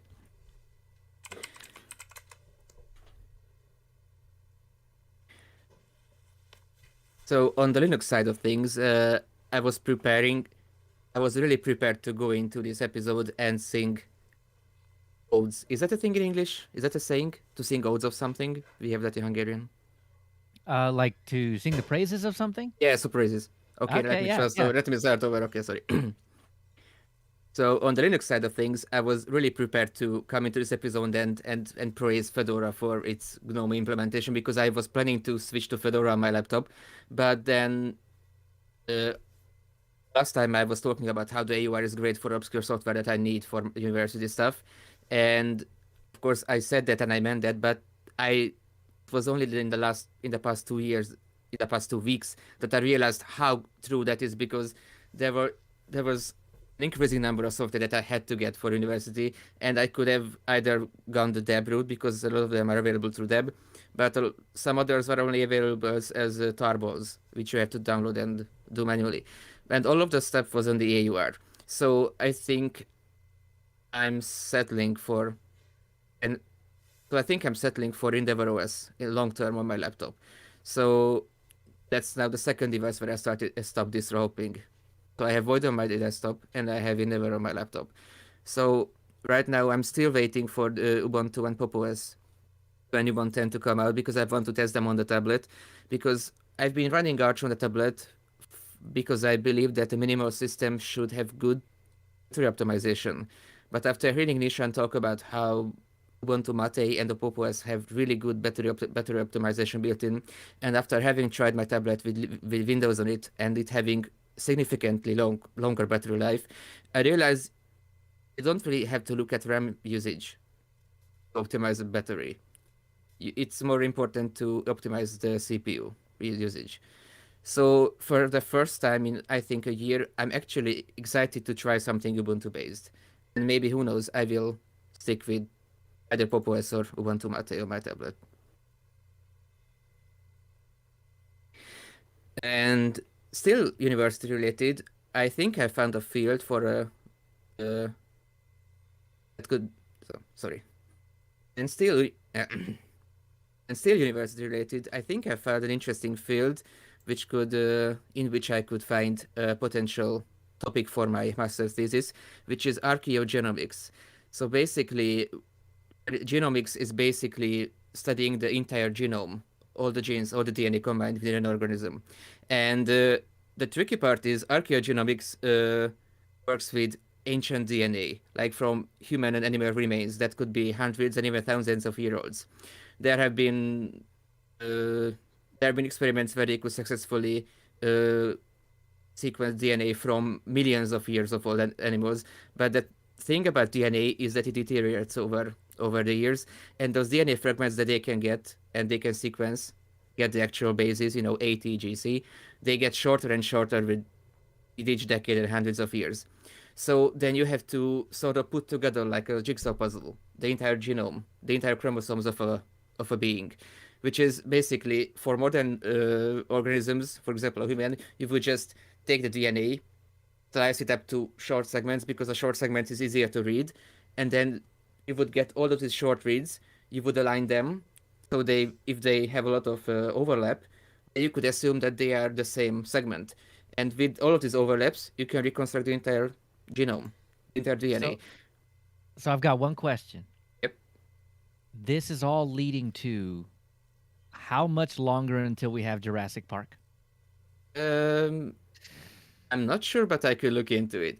Good, because I want to see dinosaurs, and I know it's going to inevitably lead to some huge catastrophe. I'm ready for this. I mean, it's 2022 doesn't have enough drama yet, so I'm trying to get things prepared for next year so that, when things are getting back to normal a little bit, we could just throw dinosaurs in the mix for fun. Yeah. So the tricky part is that the older the DNA is, the shorter the fragments you can get. So this is... I'm looking forward to it. It sounds interesting. I haven't really been working with ancient DNA before, but it's a field that I find interesting. And fun fact, on the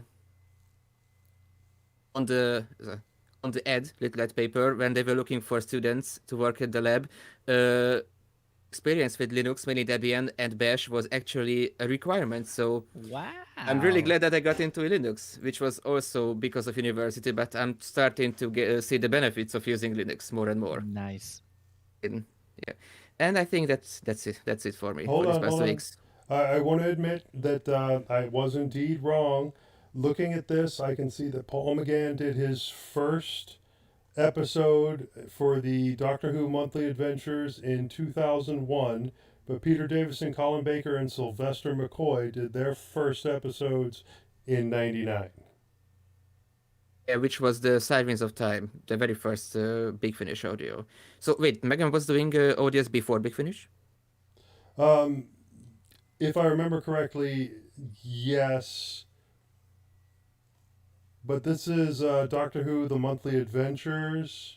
But I thought that was before Big Finish was called Big Finish. But I haven't exactly been listening since 99 either. I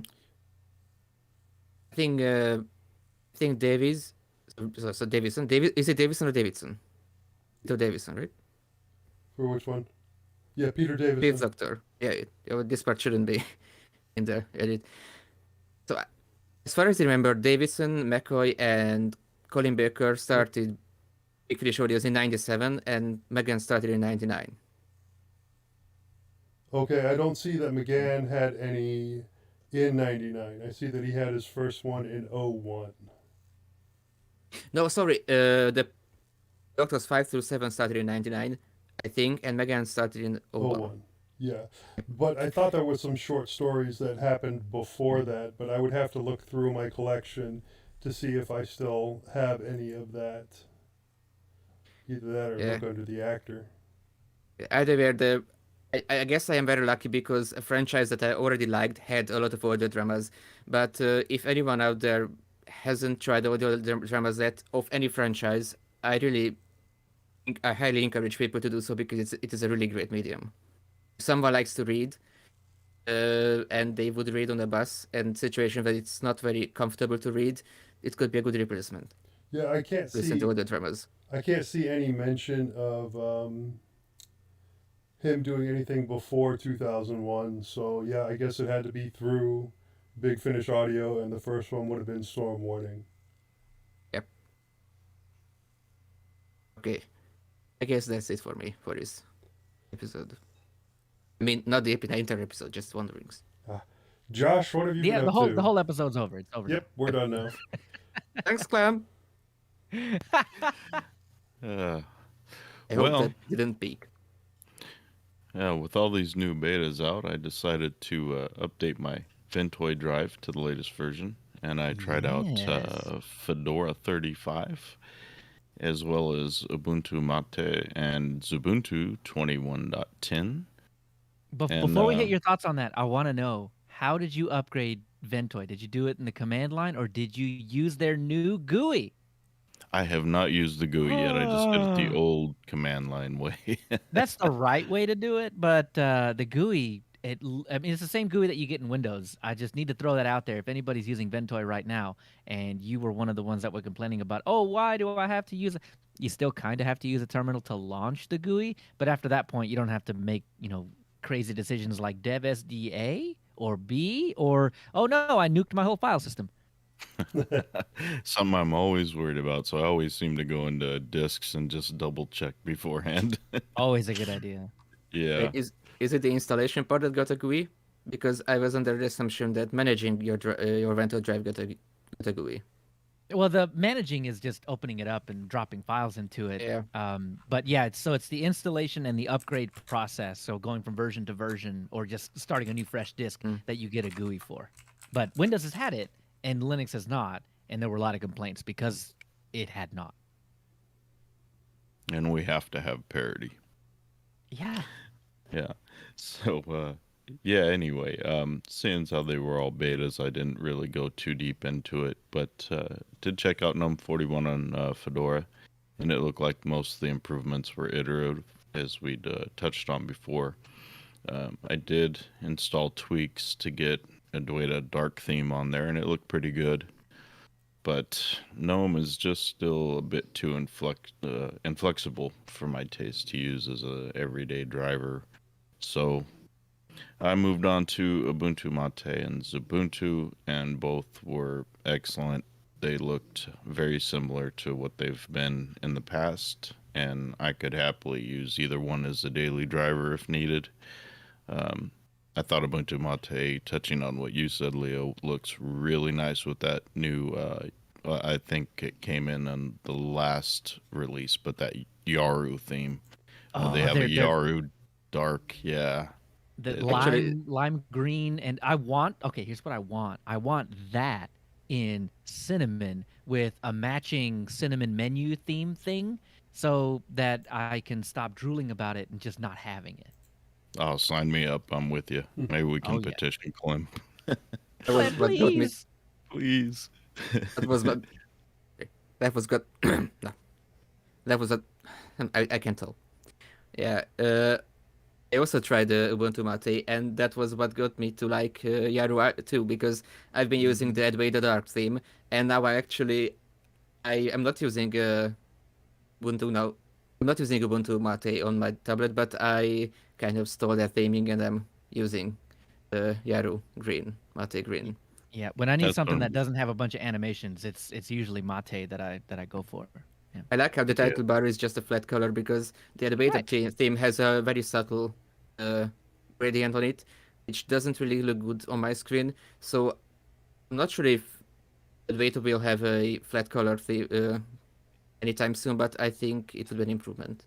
I would really We'll like see it. in. I guess we'll see in Gnome 41. I guess in Fedora. Well, I guess was it Oh, it there in still has a Fedora gradient. 35? Okay, I don't know if they're gonna change it then. We'll see. Yeah, I'm not sure. I do use the Euro theme on my XFCE desktop on Debian, and yeah, it helps spice it up a little from that oh so wonderful stock theme that it comes with. So aside from that, I had a friend come over, and we decided to take an evening bike ride. So I dusted off my old beach cruiser and aired up the tires because they'd gone flat from sitting. And I went for an evening ride. And we went around town and out into the country. And I got a few miles in before my backside started complaining a good bit and my legs were getting a bit jello-y. Yeah. But it was a lot of fun. It felt like being 12 years old again, Oh. going for a bike ride with a friend. I love going for my evening bike rides. I did a 10-mile bike ride yesterday. Oh, Yeah. you far outdid me. But if your butt's getting sore, then adjust the angle of your seat. I think that would probably help. I do need to do that. I bought one of those nice memory foam seats for it, a little thicker padding, but yeah, I'm a bit on the heavy side right now. I think I need to shed a couple of pounds. Too many Well, hours in the computer chair. You're gonna do that with the bike on the bike, using the bike. Right. A bit of a conundrum. Yeah. I also started the process of cleaning and repolishing my single and double-edged safety razor collection because find it nerds interesting. are gonna nerd. Yeah, I find it interesting that you have a razor collection. Yeah, I know I'm a little shaggy in the beard department right now, but normally I stay clean shaven, and yeah, I've got razors dating all the way back to 1921, a Gillette Big Fellow. Wow. Yeah, all the way up to contemporary pieces, and they're all in the rotation. I use them all still, and it's fantastic. Better for the environment, better for your face. No plastic to throw away, and 10 cents per blade. So, a cost-saving tool if you don't go crazy and start blowing all your money on vintage razors.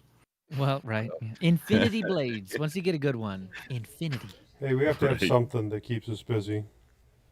Oh, it does. It's a tedious and time-consuming task because a lot of those razors have doors and hinges and small things. You're in there with a Q-tip, and yeah, it takes a long time, but the end result's always worth it when you have a nice set of shiny razors after you're done with it all.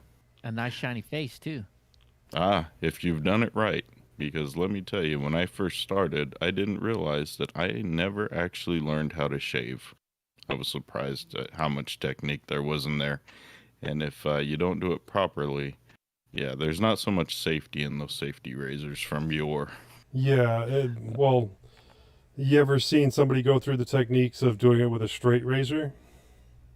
I have tried it myself, and I wound up with about a 1/4-inch gash on my chin. I was fine until I got to the rounded parts of the face. But yeah, it's yeah. definitely not as easy as it is today. No, respect to all the barbers out there that used to do that on everyone. That is difficult, and I can only imagine the kind of steadiness you'd need to have to do that. But other than that, yeah, I started playing Wolfenstein the Old Blood because I just finished the New Order as I'm trying to work through this humongous backlog of games I've had forever. So doing that, enjoying it so far. I'm only a short ways into it. And just before we started today, my daughter and I were actually playing a little Neverwinter Online. So it was good to see that was working well on Linux. And Neverwinter Online, is that Neverwinter Nights, but online? yeah, it has more to the title than that, and I can't remember it offhand at the moment. Like I said, it's free to play on Steam. So the initial patch took a little while. I found that I needed to disconnect and reconnect after about an hour and a half. My daughter got hers down very quickly, and I thought it was because she was on Windows and I was on Linux. Maybe there was something happening there. But no, I just had to disconnect and reconnect, just a bad connection with it. But once I got that initial patch brought in, it fired up and worked beautifully. So that's about all I've been up to. How about you, Tony? Well, last weekend we were away. We had a long weekend away, and part of that weekend was spent in Harrogate, in Yorkshire. And while we were there, we were having a wander around the town centre. We saw an old Bedford ice cream van from the 1950s, early 60s probably era. And I thought, oh, I like the images that were all over the van, with all the ice cream cones and all that. And so I started taking some pictures.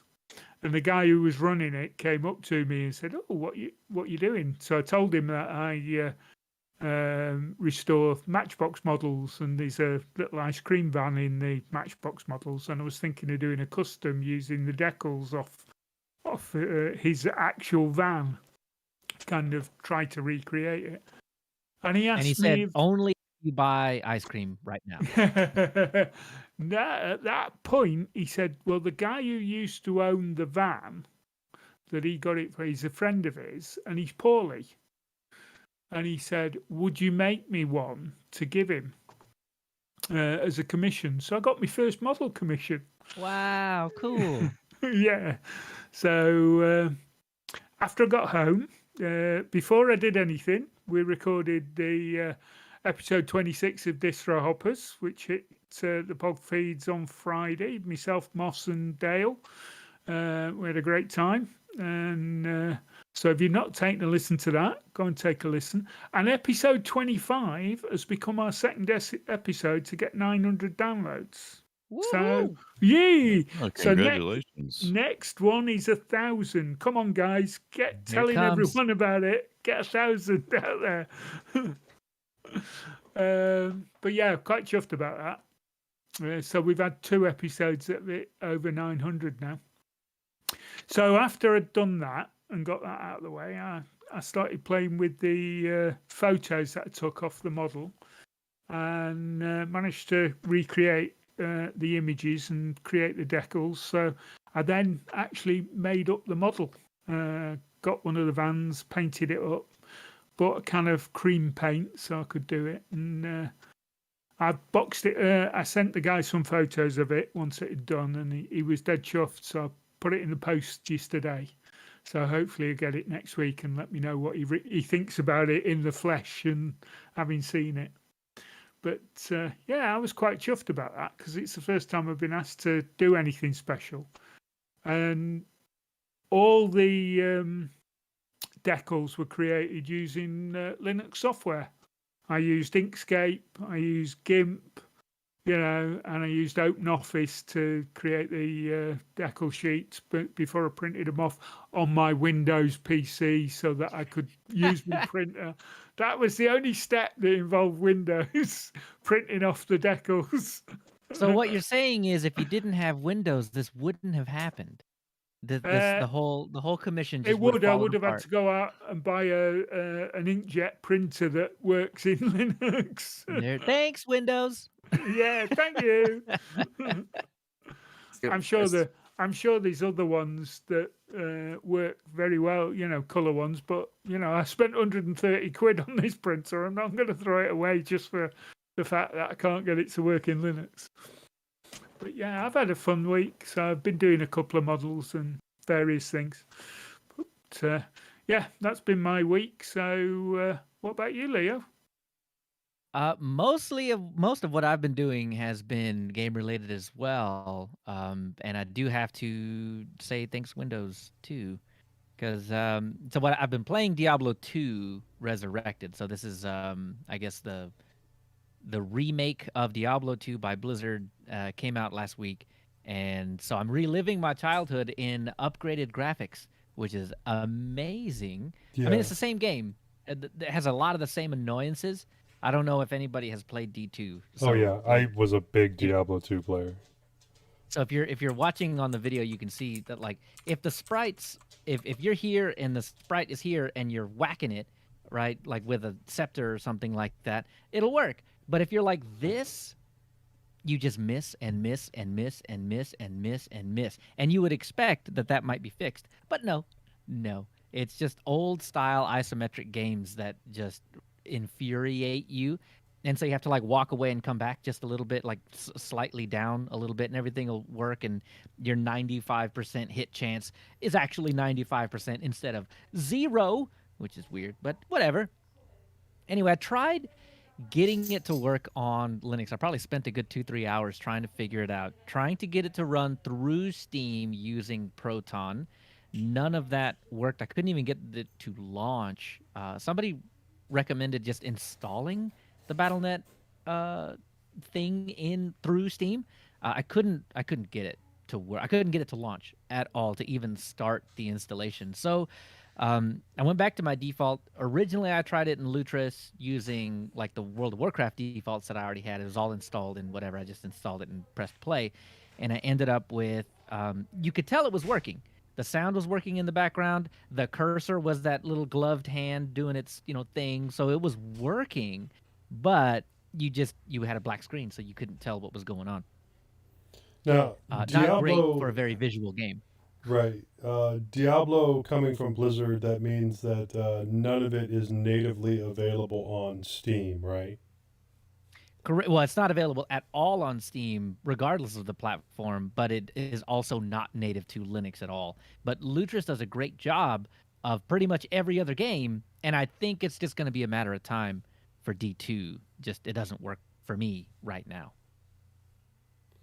Well, I'm looking at But, their website right now, and it looks like if you buy the Diablo 2 Resurrection Prime Evil Collection, which is the expansion pack that came out for Diablo 2, which is kind of a requirement, you also get Diablo 3 Eternal Collection is also playable upon purchase of the Prime Evil Collection. Right. If you already have Diablo 3, it's a terrible buy because really all you're getting is the Necromancer pack. But if you do not have Diablo 3 and you're interested in playing it, even, spending 5 total hours in the game, probably be worth it because it's like Well, $15 extra. what's Diablo 2 without the Necromancer pack? I mean, seriously. No. Diablo 3 gets the Necromancer pack. Diablo 2 ships with the Necromancer. Ah, So Diablo 2 Resurrected, you get the whole thing. You get the main game and the Lord of Destruction expansion. So you get everything. The extras are mostly just Diablo 3 and friends, essentially. that's cool. Still, that's Yeah. $20 But, so for it's Diablo 3 then. yeah, I'd Because say it's worth it Go ahead. if you actually want to play Diablo 3 and Diablo 2 at the same time. Otherwise, just buy Diablo 2. It's good either way. But I'm hoping Wine, the new version of Wine or a new version of DXVK fixes it. That would be fantastic. I would really, really appreciate that. But up until now, I have to play it on Windows because I just cannot figure out how to make it work on Linux. But other than that, I've been playing around with Garuda a little bit for Linux user space. That's the distro that we chose to stay on for a month. And I think we are the only podcast out there that does 1 month with a distro. And I think in Distro Hoppers, how long do y'all stay on a specific distro? And do you do different distros too? Well, it depends on Moss and Dale what they're doing. I don't know how long they actually run it for. When I was doing reviews, I tended to install it at the end of the last, after the previous show, and try and run it from fairly for at least 2 or 3 weeks prior to giving a review of it. But Moss and Dale do tend to hop around, and if they don't like something, they'll find something else, and then you use the one that they didn't like in Beautiful Failures and do a review of something else. Right.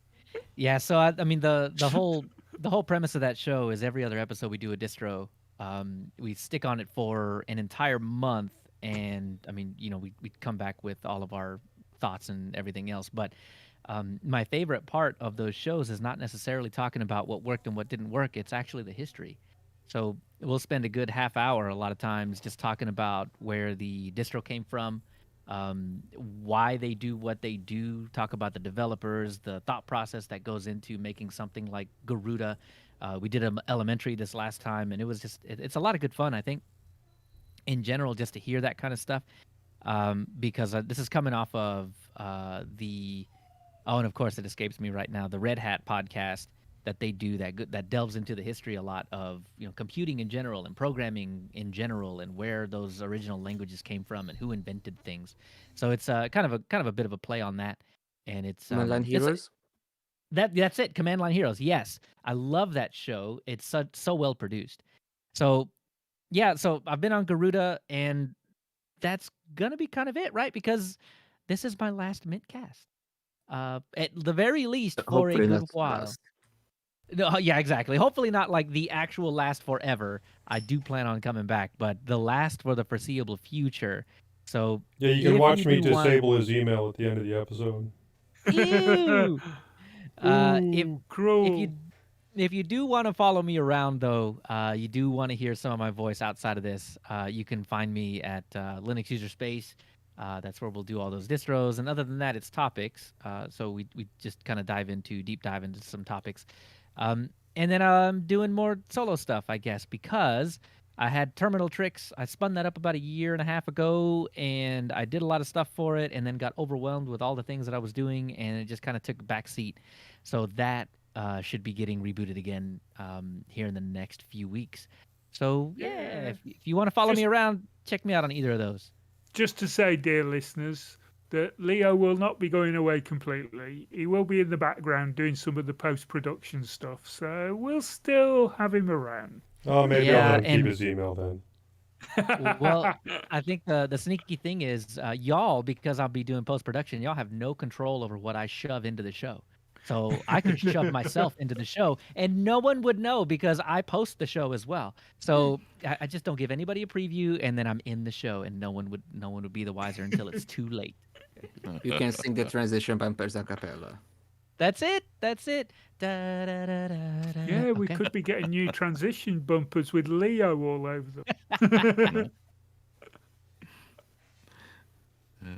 Okay, so Leo, are you done? Yep. Okay, moving on to the innards. Now, here in our Linux innards, we're going to be discussing the current and future state of GTK and GNOME theming. This was originally a topic for both Norbert and Nishant, but Nishant had an issue come up and wasn't able to make the show today, so Norbert, you get the spotlight. Don't worry, I'm gonna be right here, shaking my fist at all the things, the whole entire way. You're not gonna be able to get rid of me, mostly because it's the last episode and I have to insert myself anywhere I possibly can. So If you didn't, it would be a very short second half of the show. might be. Well, this past few weeks, I did something I don't usually do, and I opened Twitter and look at some tweets about the development of Pop OS, and there seemed to be some, what I want to say, I don't know the English word. and there seemed to have been some misunderstandings between the GNOME team and the Pop OS team that has been going on for months or probably even years. And with the new, what was it? And with Libra way down the horizon, a couple of things about the GTK theming are becoming uncertain for the future, which isn't affecting end users yet, but it's already at a state where it's affecting a lot of developers, especially people who are developing their own themes for their own distros. And I actually really like the current state of GTK theming when you can just write CSS sheets. Is it CSS? Yeah, the style sheets are really the thing that I think was that was the contentious thing, right? They wanted to get rid of CSS style sheets in the way that everybody was using them so that the app developer could control the way that their app looked. So that seemed to be the flashpoint and lots of things tended to follow along after that. Actually, a few years ago, I was theming my new Endeavor install, and it's on topic because I wanted to transition over to using the budget desktop, but I ended up going back to GNOME because I really need those smooth touchpad gestures for switching workspaces on my laptop. And I actually got to tinker with some CSS sheets because I wanted to edit that boring gray background that the new GNOME 4 overview screen has, and also the color of the panel to blend in with the title bar thing of my Windows, title bar theme of my Windows. And I really got to appreciate how easy it is to create themes with CSS sheets. And whenever I use a GTK distro, I expect to be able to just go to blink.com, select the GTK theme, download it, apply it, and it being applied system-wide. So one of the things that the GNOME team isn't see. So one of the things that the GNOME. So one of the things that the GNOME team is, I think, trying to get rid of is system-wide theming, because on hand it is a really good thing for application developers to have bigger say in how their application looks like. But on the other hand, when I, for example, on my daily driver distro, I use a greenish teal sort of colored GTK theme.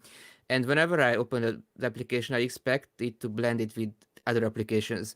So if one day I were just to open GNOME disks or something and it would look like the default Unedited theme, it wouldn't really look right within my desktop. Of course, this is for when you don't use GNOME, but other GTK desktops. But I just really don't think that system-wide theming is a bad thing, and I really like to have it, and I really like to have it in the future. Well, I guess a big, huge swath of the known developers disagree with you mostly. So it's not that they don't want, everything to look right.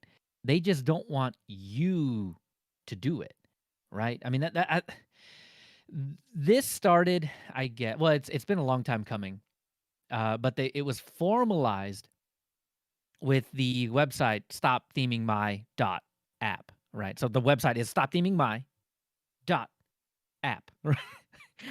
As soon as I said it fast, I was like, that doesn't make sense. I But haven't actually looked at that website before, so I might so make a, what make you're it. really Sorry. yeah, so what you're really getting into is you get to the crux of what they don't want. And what they don't want is for you to make their app look differently than the way that they shipped it in the first place. Their main concern seems to be that if they ship you an application by default, it's in the light theme, unless for some reason you're asking libadwaita to paint the application correctly in the theme that libadwaita understands. Well, Pop! OS doesn't do this, and neither does Ubuntu. And those are the two most prevalent, I think, distributions that ship GNOME with a custom theme baked into it. I know there are more distributions that do it, but I think as far as usage goes, Ubuntu just takes the cake. So these are going to be, in my eyes, Ubuntu is the main culprit here, and Pop! OS to a smaller degree because they are based off of Ubuntu.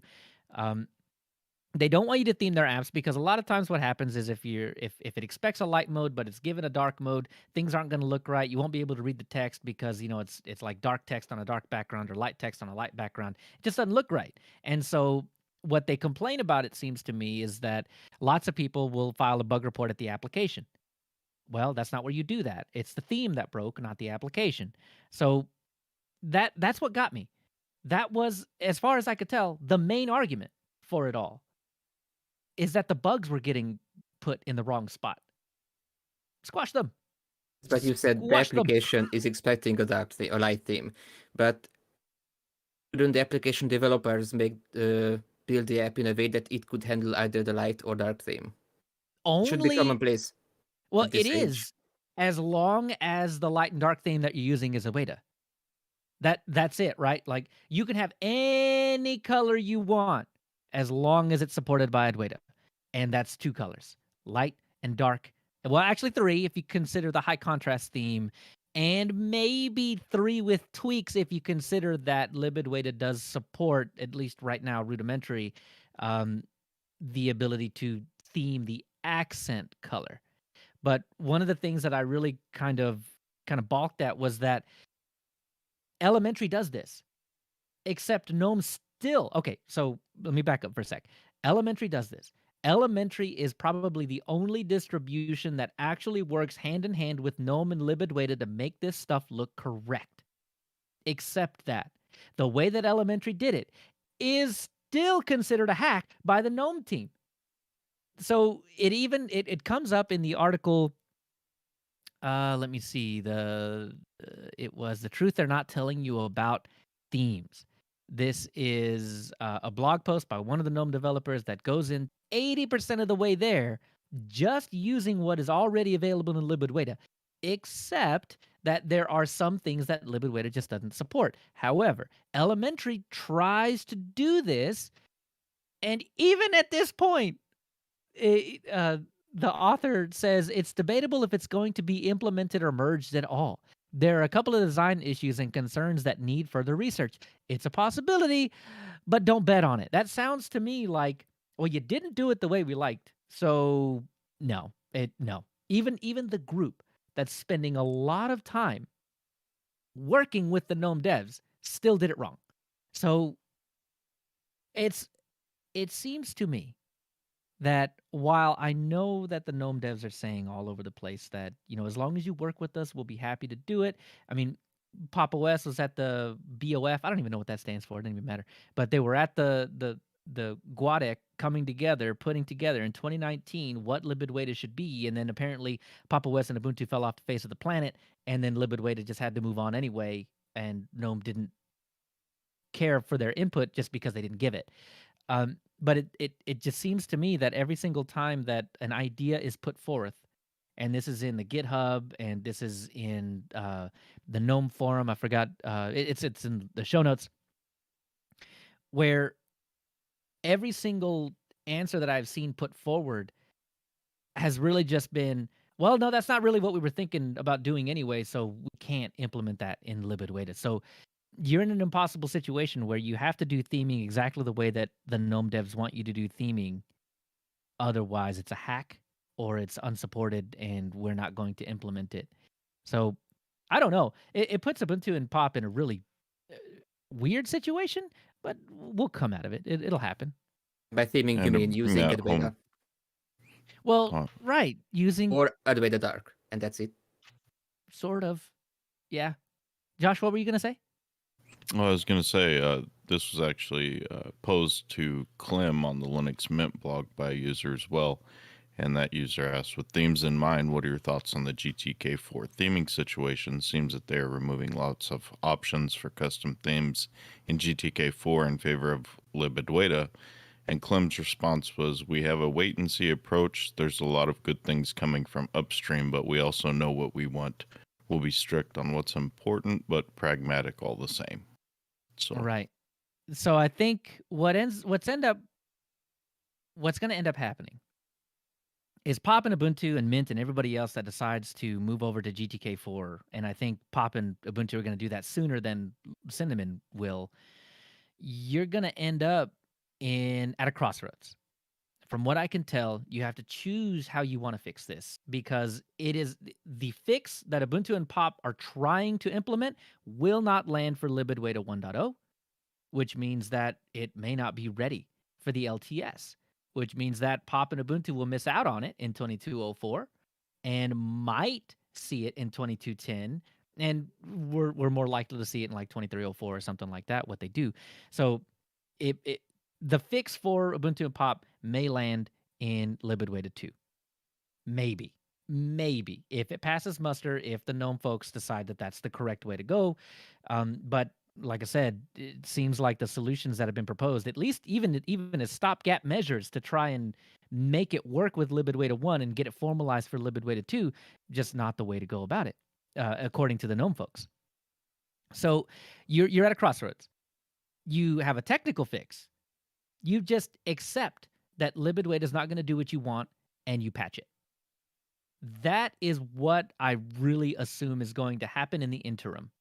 There will be a patch applied at the distro level to make libadwaita accept what Ubuntu or Pop or any of the other themers are giving it, right? Ignore what the application developer said to do. Apply this. That seems to be the only, if you want it to look like Ubuntu, if you want it to look like Pop, it seems to be, to me, the easiest solution, because the other solution is going to be working with the limitations of libadwaita, which is essentially you can't use your theme in the way that you want it to work exactly, but then they can use some of the accenting and theming that libadwaita does let you use. However, that power is in the hands of the developer, which, no argument there. I mean, it's their app. They can do what they want to with it. But you can do some really cool, fun colorization things. Go check out some of the links that we have in the show notes. You can do a lot with libadwaita and the accenting and the theming that you can do with it.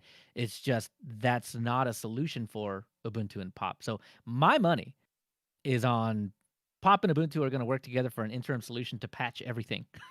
And just make it work until they can formally add the changes to libadwaita so that they can make it work for real. But I don't know. There's been a lot of work in both Yaru and the Pop OS theme to make it look more like libadwaita, so things aren't as jarring and breaking as they could possibly be. But it just doesn't seem like any of this is going to land anytime soon to just be a drop-in replacement or anything like that. So I don't know. But I do recommend that you go check out the truth that they're not telling you about themes, which is it's a title. That's a title, man. But go check that out because there's actually some really good pictures of what libadwaita can do, and it's actually kind of impressive. So I do recommend you go take a look at that before you decide to jump into the whole libadwaita sucks and all that kind of stuff. It is powerful. It just doesn't do what Ubuntu and Pop are asking it to. But it's up to them, seems like, to implement the fix. But it's also up to Gnome to say okay finally to something that is actually developed. So we'll see how it goes. Anyway, I'll stop on that particular tangent and let this section keep moving forward. So my biggest question is, if I'm not using Gnome, I'm using any of the other GTK-based desktops, XFC, Budgie, Cinnamon, will this affect me? Because I use a lot of Gnome applications on XFC on my desktop. So could there be a day when I'm using my own global theme and I update Gnome disks or something else and I open it and it uses Adwaita? Yeah. I mean, yeah, it already does in elementary. I think if you're already on GTK4 as a desktop, or if the application that you're pulling down via Flatpak or whatever comes bundled with GTK4, it's likely, and again, it's the dev's choice whether to use libadwaita in the first place. But if that dev has chosen libadwaita and you're getting the GTK4 version of that app out of Flatpak or somewhere else, then yeah, it's just going to use what the application itself has defined for itself. And if I'm just using the main repos or something, let's say Arch, while XFC itself isn't using GTK4, I assume if I download disks or upload disks, it will just pull GTK4 because it needs it in the future. Correct. So would it just override my global theme and then I open disks and it's Adwaita? By default, yes. However, it seems that if they want to, and Arch is not a group to go out and change the defaults for anything, so I'm just going to guess they're going to stick with it's going to be Adwaita, because otherwise they would have to patch it to make that particular application use or accept the usage of something else. Another topic that sort of ties into this is using Gnome itself, because like we said, Ubuntu and Pop and a lot of other distros that use Gnome put in their own extensions to make it look the way they want. But And Gnome, that's a hack, by the way. Yep. That is to the Gnome team. officially a hack. Don't. And on the last episode of the Ubuntu podcast, they actually predicted that in the future, in the next 10 years, Ubuntu will likely abandon Gnome and create their new desktop environment, like they did with Unity in the past. So, and I haven't listened to it, but allegedly they were in agreement on this prediction. So I was thinking what would be the right way to do that if they were really going to do it. And this is just my opinion. I think at this point, the Ubuntu team doesn't really like what the GNOME team is doing, and the Pop team doesn't really like what the Ubuntu team is. Let me start over this sentence, because at this point because the Ubuntu team doesn't really agree with what the GNOME team is doing, so they have their own thing. But then the Pop team, the Pop OS team, doesn't really agree on everything with the Ubuntu team. That's why they have Pop OS. So it might be a good idea in the future for the Ubuntu team and System 76 to develop a new desktop environment together, probably based on GNOME. So they should just fork GNOME and maybe fork another GTK-based environment if they want to stick with GTK, and they could work on it together, and it would probably be a successful environment. I'm not sure. What your thoughts on that? I believe their speculation was that they think they're going to use Flutter on Ubuntu, as they've already used it to build the installer. Right. So installer step 1, step 2, make the rest of the entire desktop environment. Right. That No would be big kind of deal. cool. That's sort of what the budget team are trying to do, because they are trying to move away from GTK entirely. It's kind of a shame Right. because I explicitly like budget because it is GTK and it's closely known, but it is not GNOME. It's GNOME, but it works better with a mouse. Because I really like GNOME on my laptop because it has a touchpad, but I still can't really get into using GNOME 40 on my desktop with a mouse at all. Just doesn't feel right for me without extensions. And I do use a lot of extensions, even on my laptop.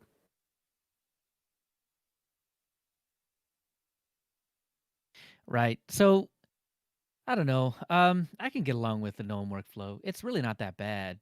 One thing that I do have to have that was implemented in GNOME 41 is the hot corners thing, because what I would like is really to not have to add any kind of thing, any kind of tweak, any kind of whatever. Because I'm trying to look at this from a regular person point of view, and when you give a regular person a Windows laptop, the thing that the first thing that they do is not try and figure out how to make Windows look different. So what The first or thing that they behave do different. is download Linux. Yeah, no. I mean, really, the majority of folks, and I'm just looking at people that use computers, not Linux or Windows or anything like that, but just Windows is a huge section of folks. They just start using it. They're not trying to make it. Sure, they might move the taskbar or something like that, but I don't think anybody stomps their feet when they can't totally make Windows look nothing like Windows. But there's stuff stuff missing in GNOME, like the little task buttons, whatever, the little things that pop up in the top right-hand corner. That's really the only thing that I super disagree with, that they can do away with. There are so many applications that are even Linux-based applications that depend on that the app indicators that depend on those being available in the operating system, and just getting rid of them, I think, was not great. But everything else in the GNOME workflow, I can get around. It's fine. Three finger swipe here, hot corner there. It's all good. But those, I think, were a mistake. Yeah, I ran across that when I tried out Fedora, and I installed the PIA VPN client on there, and you don't have that indicator up there so that to help you interact with the application, and it's really kind of an inconvenience. Right. I don't understand is that there is plenty of room on the GNOME bar to put app indicators or system tray there, but they removed it because they didn't want there to be a system tray, but there is room for it. So why not just keep it? But Well, because I think they haven't offered an alternative to it. They just removed it. right. Well, there is no alternative because they say that it's confusing. That app indicators are confusing to people, and It's not I don't know, confusing man. because I want to be able to tell whether this code is still running in the background or I have closed it entirely. And that's the only Right. way I can do it, other than opening it up and see how much time it takes to open. Right. And I don't necessarily disagree that it's confusing. I just think it's a paradigm that's been around so long that you kind of have to been living under a rock to not understand how they work. But What I do they guess if you're mean by coming it being? Is Can it I? in what way is it confusing? I don't really understand. How can it be confusing? well, I guess mostly because you can get the same idea off of the dash or the dock or whatever it is. I don't know, the thing over there on the left. Can I just say something? Why would you persist in trying to use a desktop environment where so many things don't fit the way you want it to work? Why Because not it's go somewhere else? because I think a lot of people are just okay with the default. It is the tyranny of the default. That is the reason I would suspect that a majority of folks use GNOME, stick on GNOME, they get used to Yeah, but GNOME. they're not the people you've been talking about. The people you're talking about are the ones that are moaning about all the things that are broke. So why not Right. go somewhere else where it isn't broke? Well, the sunk cost fallacy, right? I mean, if you get your start on GNOME, you don't want to have to relearn everything. So you just try to hack GNOME. That I think that just tends to be, and there are paths to do that. You have GNOME tweaks. I mean, the moment you Google, hey, this thing I don't agree with in GNOME, how do I change it? There's 70 gajillion Reddit posts and everything else telling you how to fix it. So it's a sunk cost thing where I'm already invested. All I have to do is add this one software, and now I can get the thing that I want fixed instead of having to nuke and pave everything and start from scratch with a whole Well, different desktop environment. with whatever desktop environment that you start with, you should always install a second one just in case. Yeah, I No. guess. No, you should always install a second desktop environment just in case your first one breaks. I'm not saying you ever have to use it very often, but if you need a GUI to be able to go back in and fix something, then it's there and available in an emergency. Or if you absolutely have to get something done right now, but Cinnamon is broken or Gnome is broken, then you can go to your second TTY. desktop. TTY. Yeah, you're right. How do you start Audacity with no graphical? Exactly. If I could do that, I'll be good. Which is why Mate is one of the first things that I always install when I install when I install Linux Mint. Cinnamon. And I can see that. I mean, I don't do the second desktop environment thing, but I also don't use GNOME. I use Cinnamon, which is a Now every fork of time GNOME from back in 2011, right? Because See- of the decisions that they made back then. every time I've installed GNOME, other than GNOME 40, the relatively first thing that I would do is install Mate and then just end up using Mate all the time. I can see that. I mean, it's the traditional paradigm, and GNOME is trying to separate themselves from that. And that is actually some of the underpinning of a lot of the decisions that they've made, right? I mean, Yes, they but- don't want it to be Windows. That's what Cinnamon is for. They don't want it to have that paradigm.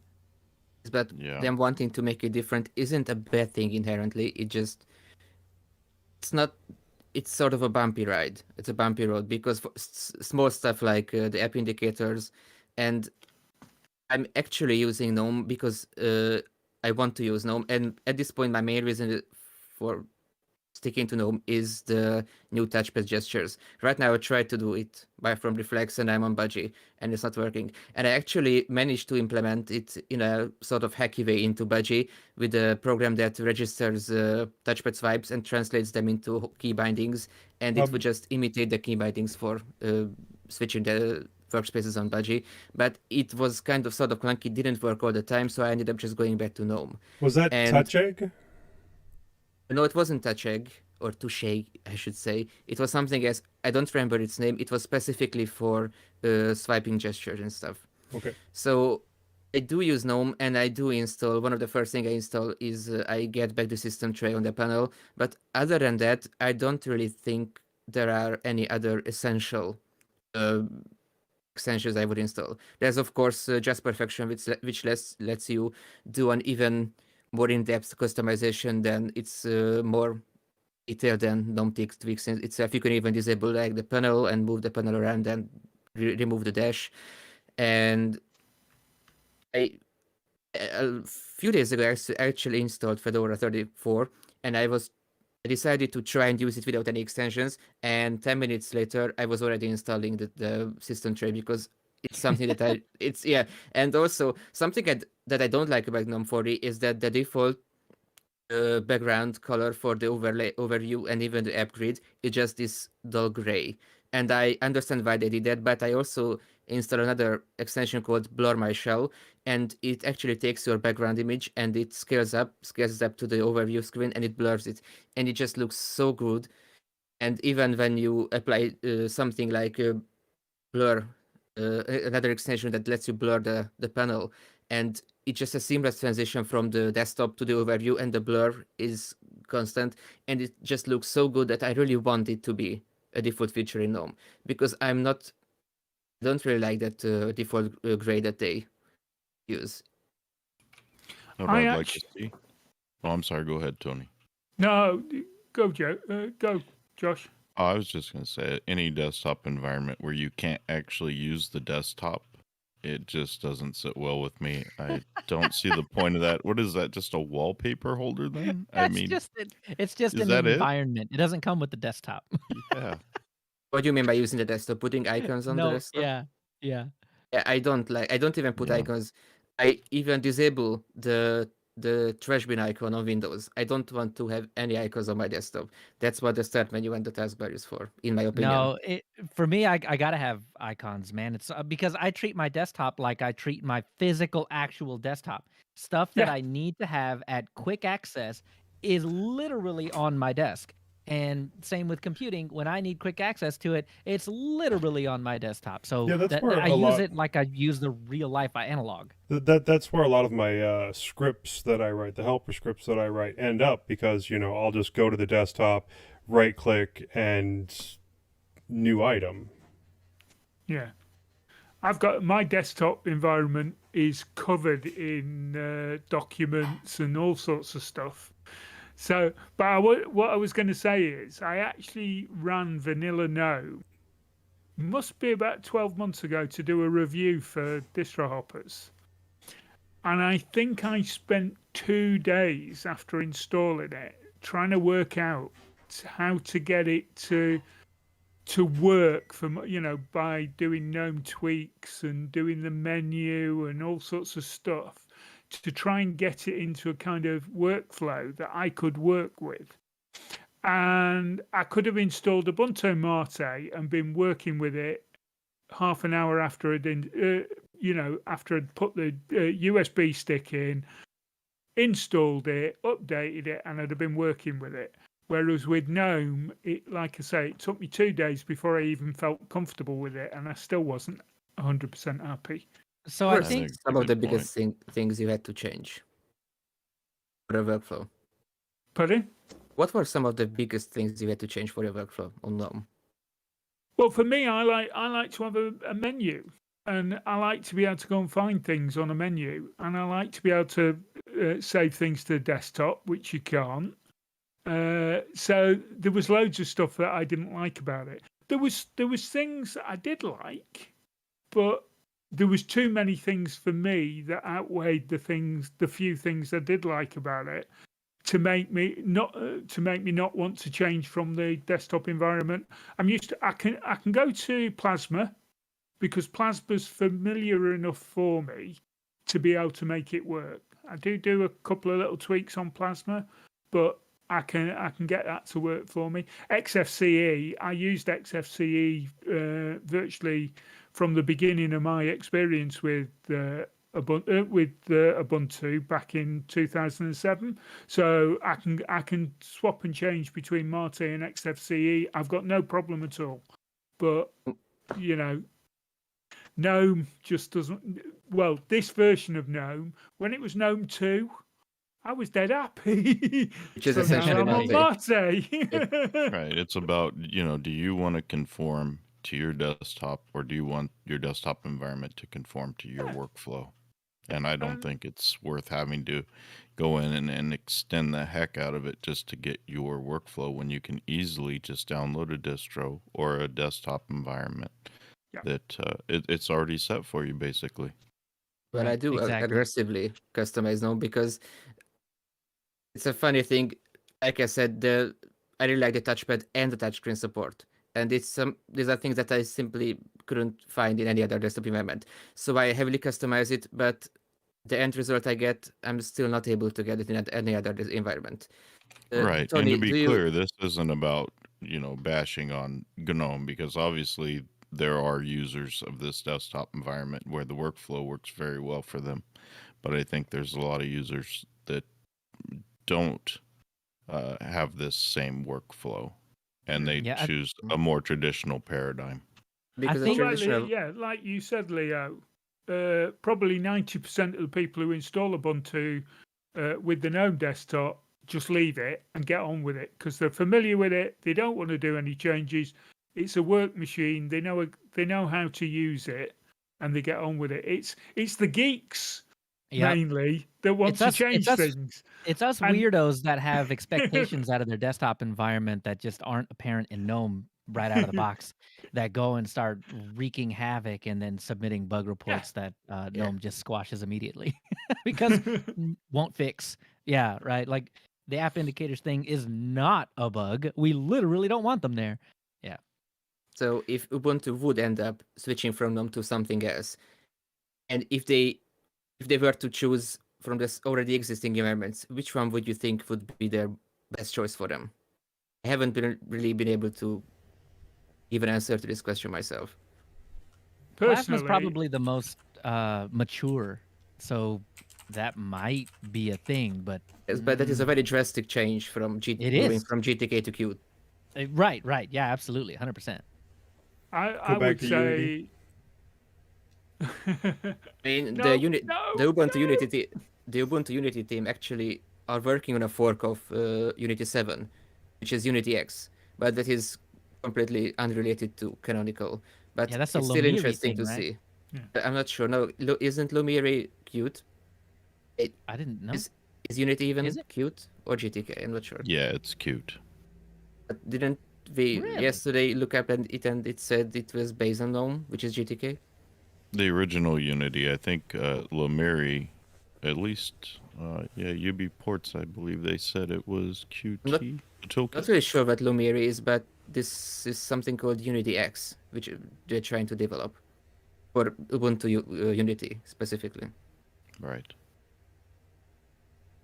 It would be funny to have a Ubuntu GNOME flavor again, Right? which would of course, which would hopefully not have the Snap Store, but have the regular GNOME software, which is one of the things if I had to use GNOME, I think that one of the first things I would do is probably get rid of the Ubuntu software center and install the GNOME Software Center, which integrates into the system just as fine as the other one does, and I think I would be more comfortable with that. Yeah. So I just think give I me- will. So I think I will just keep using GNOME, and I am not using the elevated theme anymore. So I guess we'll just see with GNOME 41 and 42 where this goes. Oh, you will be using Adwaita theme. Yeah. So as Well, long as I have- get my app indicators, I'd be okay with those. Well, That'd I be good. actually have been using the elevated theme for this past year, in fact, since I moved to GNOME. But since I tried Ubuntu Mate, I realized that how much I like the Yaru theme, because I had mixed feelings about Yaru, but right now I think I start to prefer it over Advaita.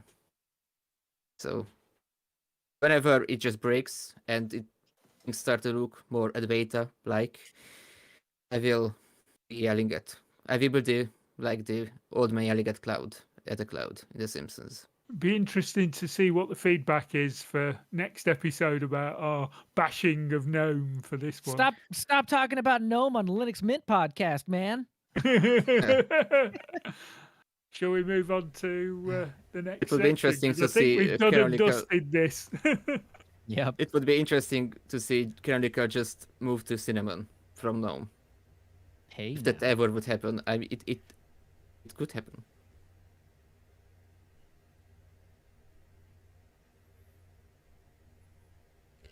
Okay, that's it for the innards. Let's move on to vibrations from the ether.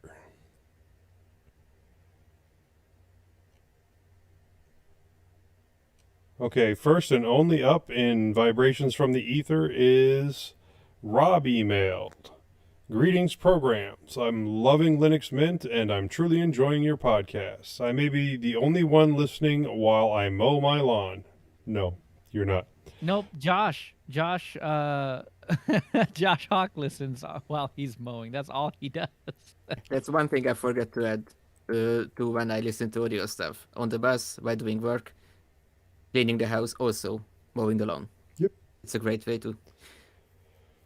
I would like all of your opinions on the possibility of getting a USB microscope to work with my old Serena machine. I'm at a loss as to where to get drivers. I've seen that it should just use a standard camera driver, so I browsed some apps. Any suggestions on a good camera app to try? Rob in Minnesota. Now, my response was simply cheese, and I guess I should have, expanded on that a little bit.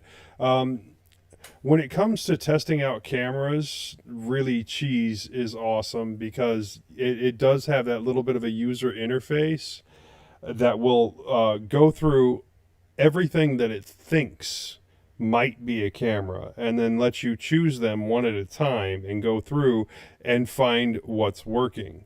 And otherwise, LSUSB, trying to find the specific item, going and searching for the drivers.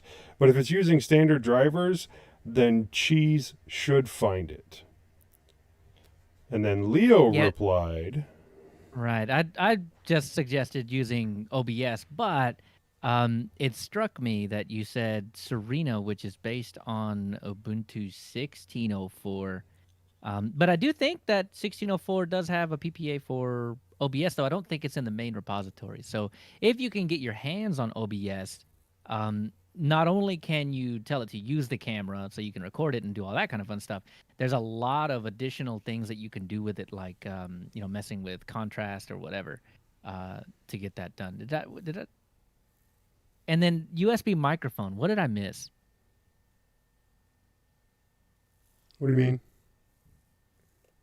So you said cheese because of camera.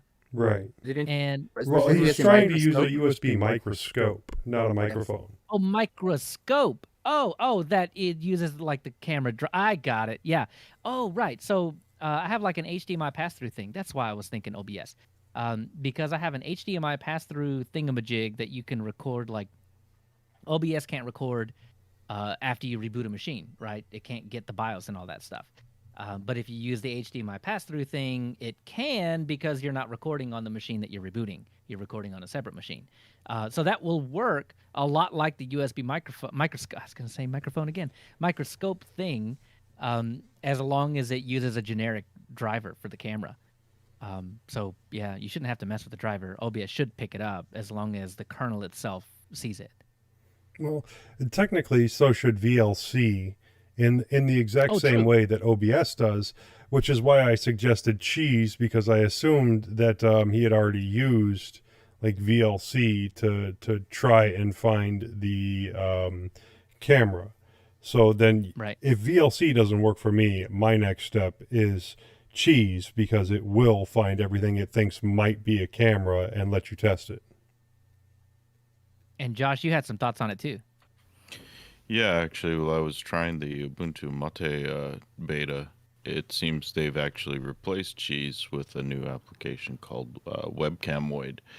So it bills itself as the ultimate webcam suite. It's cross-platform, so they have builds for Linux, Windows, and Mac, and it offers a couple of downloads for virtual camera drivers, and it's available as an app image, so being on an older distribution like that wouldn't be a problem.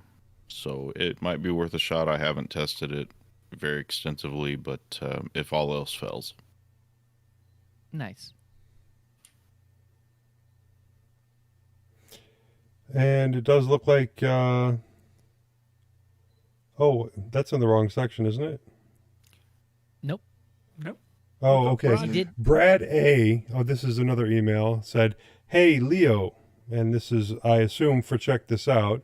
It's arstechnica.com/gadgets/2021/09, examining BTRFS, ButterFS, Linux perpetually half-finished file system. And he wants to know your thoughts on it. Oh yeah. So I toyed with putting this in. Check this out, but I think it warrants a bit more of a conversation because I have been a pretty big proponent of ButterFS on disks for I don't know, probably about a year now, and Brad has always been a big proponent of ZFS. So leave it to Brad to throw some controversial stuff in an email just to get my thoughts on it. So I don't know how much of this you wanted to get a rise out of me or not, but I do take it. Well,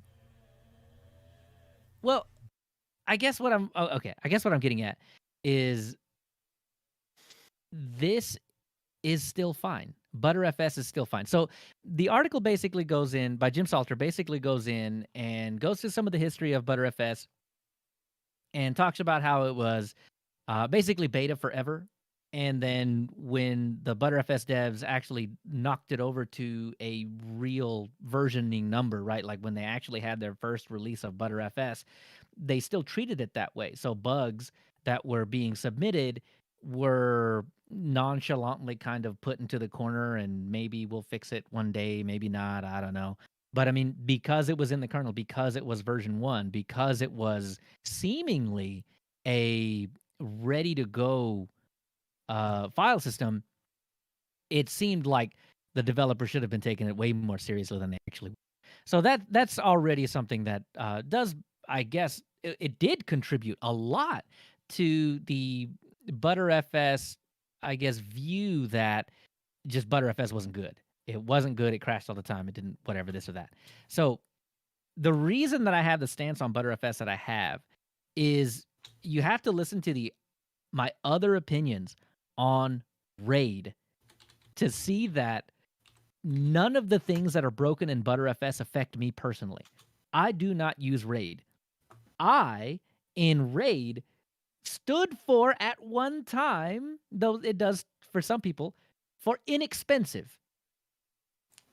It is not inexpensive to run RAID in any capacity that would be usable for anybody that's actually trying to both keep their data redundant and have enough storage to actually do something with that data, right? So, I mean, we're talking at least 1 terabyte disks, 3, 4, 5, 6, 7, 8 of them in an array. You can get a good quality 1 terabyte disk for about $75. Yes, you can buy crappy ones for $40.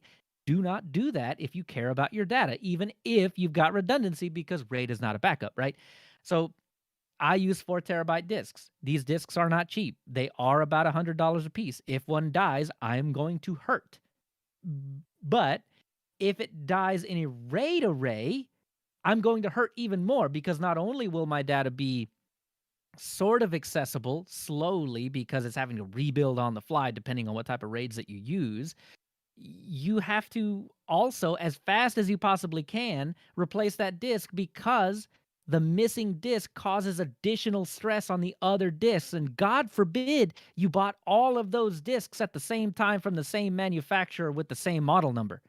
Because if one died, guess what? There might be the same flaw that caused the initial one to die in the other disks. So if you don't get a new disk in there to rebuild the array to have the redundancy again, you might lose everything else. And guess what? Because RAID is not a backup, you also have to have disks to back up to. So RAID is not inexpensive. But the argument will then come, well, it's not really inexpensive. It's independent. Right? I mean, each disk is independent. Right. That's fine. Whatever. Okay. If you're calling it independent, then all right. Then we accept that it ain't cheap to run a RAID. So the main crux of Jim Salter's argument in this particular thing, calling ButterFS perpetually unfinished, is that if you use ButterFS in a RAID array of some kind, there's still tons of bugs, game-breaking ones that might lead to data loss. So, all right. So with all that splayed out on the table, ButterFS is still 100% the best file system for me, because it comes with compression by default. It integrates in with Timeshift, allows me to pick out individual files with a GUI. to I've deleted that file, or I edited that file and saved it and closed and rebooted and everything, and I'm like, oh no, I need to go back. So I can yank that file back out of one of my snapshots. Snapshotting without a GUI is insanely easy. Snapper does that well. Even if you use the ButterFS snapshot tool, it's not great, but it's fine. And if you're familiar with the command line, can get along with it. So I think generally, because I don't use RAID, and because I like all of the features of ButterFS, I 100% still think that ButterFS is the best file system that you can get that is baked into the kernel. So the other thing on this is, because I know Brad really enjoys ZFS and is a free BSD aficionado and tends to dabble in the BSD. I think you might even be on the desktop BSD. But either way, you can get it in the Linux kernel, but you have to add it. It's not baked into the actual kernel itself. So if I decided to go to a different distribution or something like that, I may not have the tools I need to be able to get into my ZFS array. So, but then again, I don't do arrays. So I don't do RAID at all. So I don't think a lot of the benefits that ZFS brings to the table really even affect me in the least. So So you anyway- you do JBOD with backups? Yeah, I wouldn't even call it JBOD, but yeah, I mean, if you had to call it something, I would call it JBOD. It's just disks, man. But right, just a bunch of disks, right? That is what it is, and a one-to-one backup with slower spinning disks. So my backups are on cheaper disks, but if those fail, that's fine. I'll just buy another cheap disk. But if my actual good quality disks that I do not want to fail, then yeah, I mean that data is just going to be inaccessible for a while, or I can pull it off of the backups while I'm waiting to scrounge up $150 to replace the disk. Right? I don't just have that money laying around to be able to flip a disk in, and I certainly don't have backups because that costs money. Like backup disks, as in ready to replace, like warm swap or cold swap disks, whatever. I don't have that, so I just don't have the extra money lying around to be able to do RAID. Really, I guess is the bottom line there. Right, no disrespect to Jim, but I think you might have a slight bias towards ZFS. He might. I really don't know his background as far as it all goes, but I mean it's fine. The conclusions that he has are not wrong. They just don't apply to me because I don't use RAID, and nor do a lot of the upsides to ZFS. Those don't apply to me either because I would never use RAID Z1, 2, or 3, just simply because it's cost prohibitive to do so. But I do appreciate, Brad, the email, to be honest with you, because it did make me reassess why I'm saying I like to use ButterFS and why I would recommend ButterFS to somebody else. Single disk SSD, man, I don't really think anything is up to the task as far as ButterFS is. I still wholeheartedly recommend ButterFS to anybody running on a single disk. If you're using RAID, yeah, point taken. Please assess whether or not you want to use ButterFS on a RAID. But yeah, in my case, it's just not an option. ButterFS for your root system, ZFS for your servers is what my impression has been so far of whether you should use one or the other. Yeah, if you're in an enterprise situation, you're likely on some kind of array, whether that's software, brought up by software like ZFS does, or brought up by hardware, which is, I mean, has been and is still falling out of favor. But, I mean, the solutions that are taking over for RAID, I mean, it's transparent to the admin. They don't put that together. They just fill the slots with disks and it's handled for them. So, I mean, I don't know. If you're still trying to get down and dirty, ZFS is still probably the better option. Why isn't ZFS in the kernel, by the way? Licensing, I think is the main thing, and then the OpenZFS team is trying to smooth that out. But as of today, still not in the kernel. So you have to do some funny magic to make it the ability to use ZFS on boot. But I don't think that was Brad's point. I know that's not Jim Salter's point either. But yeah, I think that's another just mark for me. It's not in the kernel. So if I have to fiddle with it, I don't want to. Just would have expected it to get into the kernel before NTFS does, and here we are, the NTFS in the kernel. Oh, okay. I like that one. I'm gonna steal that one from you and use that one forever, because yeah, It's added a a free Microsoft license. file You may do it. system. That was good. Yep, that was good. Okay, let's transition to check this out. Okay, we have 2 items today, and check this out. The first one is Babar Taskbar Gnome extension. Who added this one? It was me. Does anyone know Babar the elephant? Yes. It was a Yeah. I remember watching that when I was a kid, and I came remember across this watching Gnome it extension. before you were a kid. Oh, understandable. And I came across this extension, which was named after Babar. I'm not sure why, but yeah, I keep saying it. So, got. So what it does is it turns your top panel into sort of like a taskbar, but it's not just a regular taskbar, because you know how when you run a tiling window manager, it tends to have a top bar and it tends to have little numbers or icons for each workspace. So it does the same for Gnome. So you get the numbers for the workspaces in the left corner of the panel, but it also has the indicator icon for every window, every app you have open, and it arranges them by the workspace.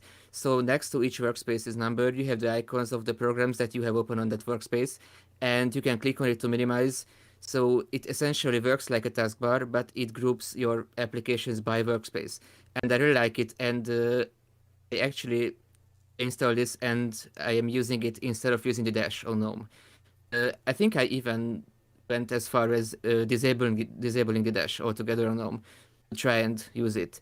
The only thing problem that I have with it doesn't really work with the touch screen, but with the mouse it's perfect.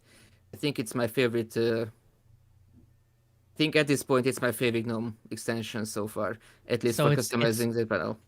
It's when you have to use Gnome but don't want to use Gnome. It changes Well- everything about Gnome. Well, I have to use Gnome because I like the touchpad gestures, but I Right, don't right, want right. to. I don't want to deal with everything Gnome has to offer by default. So, and I specifically want to. I haven't really used workspaces extensively before, but right now, because of the university stuff, I want to get into using workspaces more, and I figured this would be the best extension for me to get into workspaces. I even have I even have the workspaces indicator on XFC on the top left corner, and I change it from the visual representation just saying 1, 2, 3 for the numbers. So I think this is the closest you can get of turning Gnome into a tiling window manager. Yeah, Next cool. thing would be installing Pop Shell, but for some reason that failed me when I tried to install it from the AUR. So I might try to work that out. Well, that does look pretty cool. Thank you for telling us about it. And the next link is Webcamoid. I know we covered that partially. Josh, did you have anything else you wanted to say about Webcamoid? I primarily put that in there for Rob, but yeah, anyone else that wants to try it again, it's available as an app image, and I tried it a bit on Ubuntu Mate, as I said, and there's quite a lot of effects, and it looks pretty configurable. So just for anyone that wants to give it a try.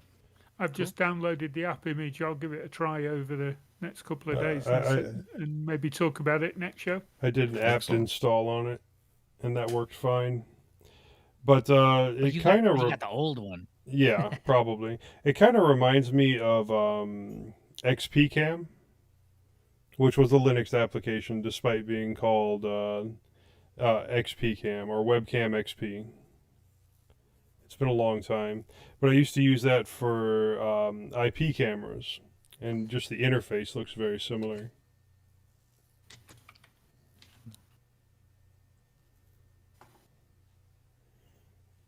Okay, and that is our check this out. Our announcements are the fairly standard announcements. Next episode, 2 p.m. U.S. Central Time on Sunday, 17th October, and we have a link to get that converted to your time zone in the show notes. Our next live stream will be at 2 p.m. U.S. Central Time on Saturday, the 9th of October, and we also have a time zone converter there for that. And I also want to say, if you're listening to the front half of the show, there's one piece left, one of me left. But if you're listening to the 0.5 version of the show, bye. Yep, that's our other last announcement. This is Leo's last show, and I'm going to be doing the hosting for a while. Hopefully I don't muck it up too bad. You're going to be great, Joe. Quit. Well, thank you. We have faith. We have faith. Do we Oh, want to give our thanks to Owen, who's retiring? yes, forgot that. We That's got that right. announcement just the other day. Owen will no longer be doing the audio editing, and I do have that listed in the show notes at the end. But Leo's going to be taking that over for a little while, and I know that we would like to possibly pull in another listener who would like to give it a try with the audio editing.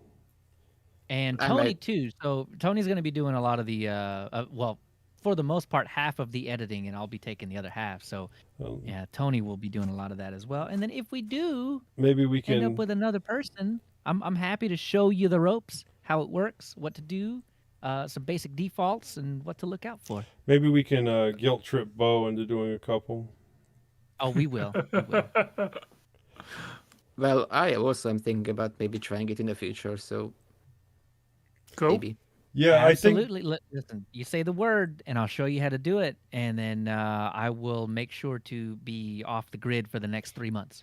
I think I will for- be able to have a bigger control over taking out my slip-ups. I There you go. I which is a know good benefit. that we have had a couple of write-ups, like step-by-step write-ups on how to do it in the past, but I know that we also probably need a new one. Yeah, things have changed. I've made some changes. I know Tony might have some changes as well. But yeah, for sure. Yeah, but I like it when does it need a bit of an update. I like it when it's broken down all Barney style in the notes, so that I can just hand it off to anybody. Okay. And now for our wrap up, I'm Joe, and if you'd like to hear me on any of my other podcasts, you can check them out at tllts.org for the Linux Link Tech Show. I'm also on the Linux Lugcast, which you can get at linuxlugcast.com. You can find me on MeWe.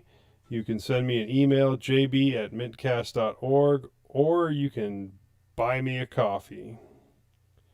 And then Bo, if you want to talk or see more of his stuff, you can catch him at undercastnetwork.com. You can find him on YouTube with the Undercast Collective. And Tony, how about you?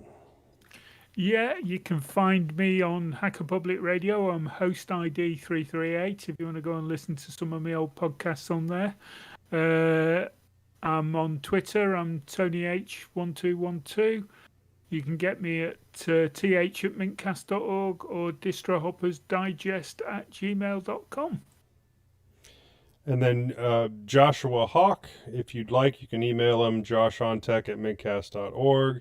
He's at joshontech on Twitter and most other social sites. And you can hear him on Crowbar Kernel Panic.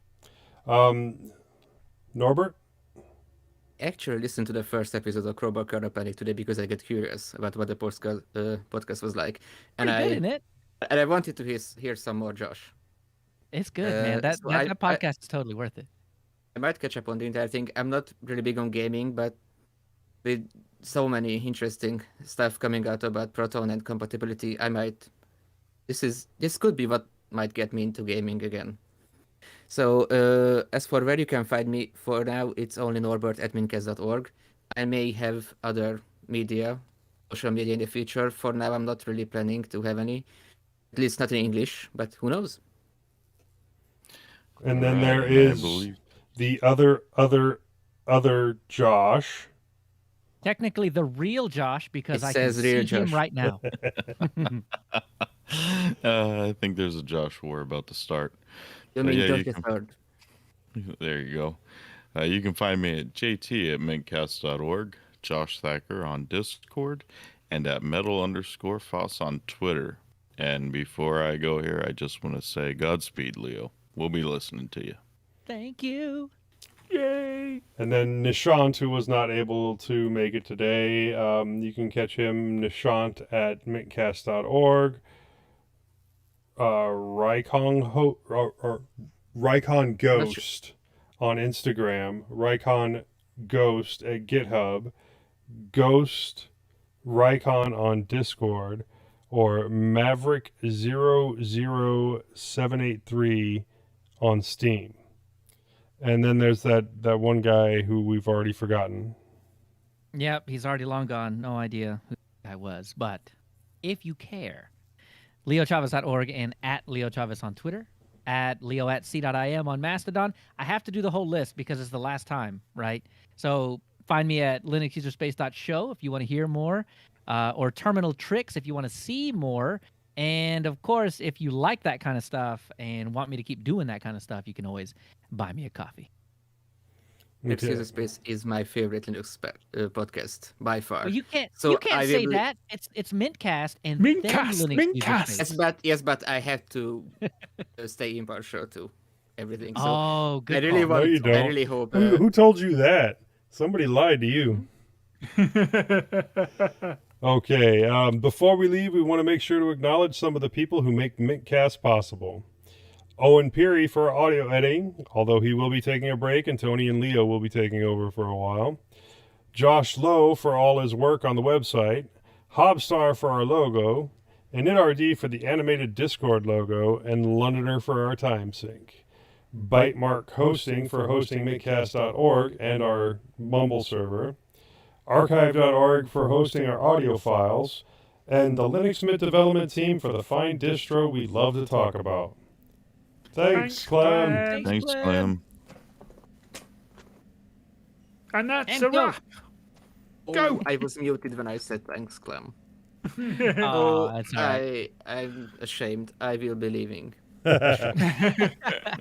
Right, stop your audio. Export. We did it. 2.5 hours. Yeah, that's a short show. Yeah, that was And Yeah. I forgot to save before I started. Don't worry, it'll It's get okay.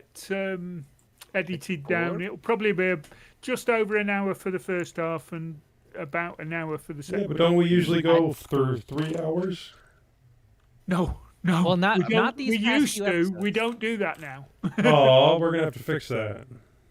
I think for about the past 3 episodes, we've been pretty good at getting close to an hour per side section. Side A, Okay. side B. We still talk about tapes because that's it. I wonder if we might No. not had a little error there at the start. The show notes said episode 370 and 370.5. Are we Yeah, on might have messed that 371? up. We are on 371. That didn't get updated. So, Oh wait, Repeat. that might have been my fault because when I think I was the first one to edit this show notes, and I added the dates and stuff, but I might have messed up and wrote 370, so it could be my fault. whoops. Also, something about my slip-ups. I really am very dissatisfied how my greeting message at the beginning sounded. So I might want to re-record that before the editing of the Okay, show. well, I'm about to start my recording again and record. This is hold on. Episode 371 Yep. and 371.5. Did you say 370 in the recording? I'm restarting my recording to record this part. Okay. This is episode 371. This is episode 371.5. And then stop and export again. Okay, Cool. so I think I will also have a separate recording just for my... Because I said... You're making it real difficult, man. No. Yeah, no. Just leave it. Just leave No. it. No, I'm infamous for this, for when I do YouTube videos, because I said running on hot leaf juice, I'm Well, not. Of course, by hot leaf it- juice, I mean it's- tea. It And it was really... It sounded like, for me, if like a zombie said it. It didn't... no, it sounded fine. It felt like it like No, it live. sounded fine. No, but you're going to be disappointed that all the times you said cut are actually going to be in the recording. Well, they might make it to the pre or post show little bumpers. Or you could just have cut. and Yeah, then Yeah. show. If Tony doesn't do that, I probably will. Uh,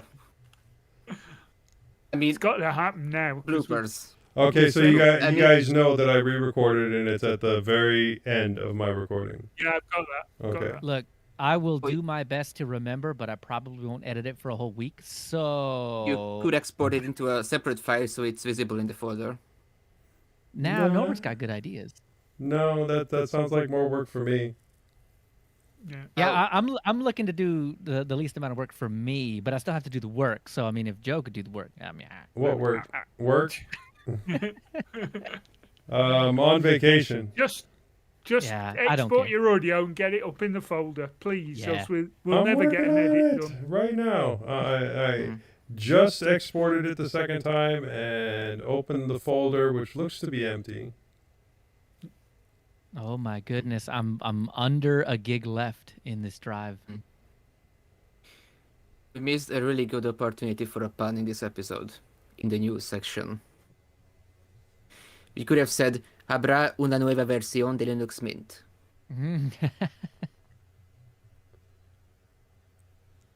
Because Una is the code name. Mm-hmm.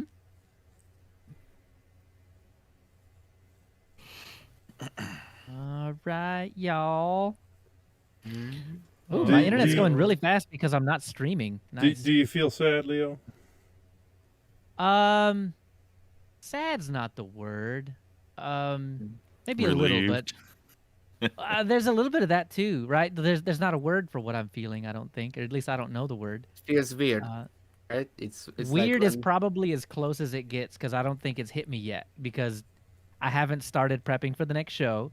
I haven't, done anything really. I haven't paid attention to the Discord. I haven't tried to get feedback. None of that. So it did feel weird when I woke up today and I was like, oh yeah, I don't have to do this little tiny laundry list of things like get OBS ready and all that. So weird is the right word, I think, for now. Sad might come later. Right. Well, we'll be sad. Oh, don't be sad. I No. will be with you in spirit.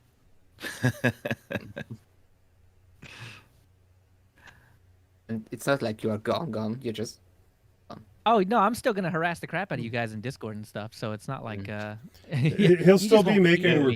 recordings Mm. and like interjecting them into the audio. Look, I'm pretty sure I'm actually gonna do that because again, nobody really listens to it because it's mostly done. You have like less than a day to listen, really, because well, since I'm on the second half, maybe not. well, you're But, underestimating Joe and his X4 times.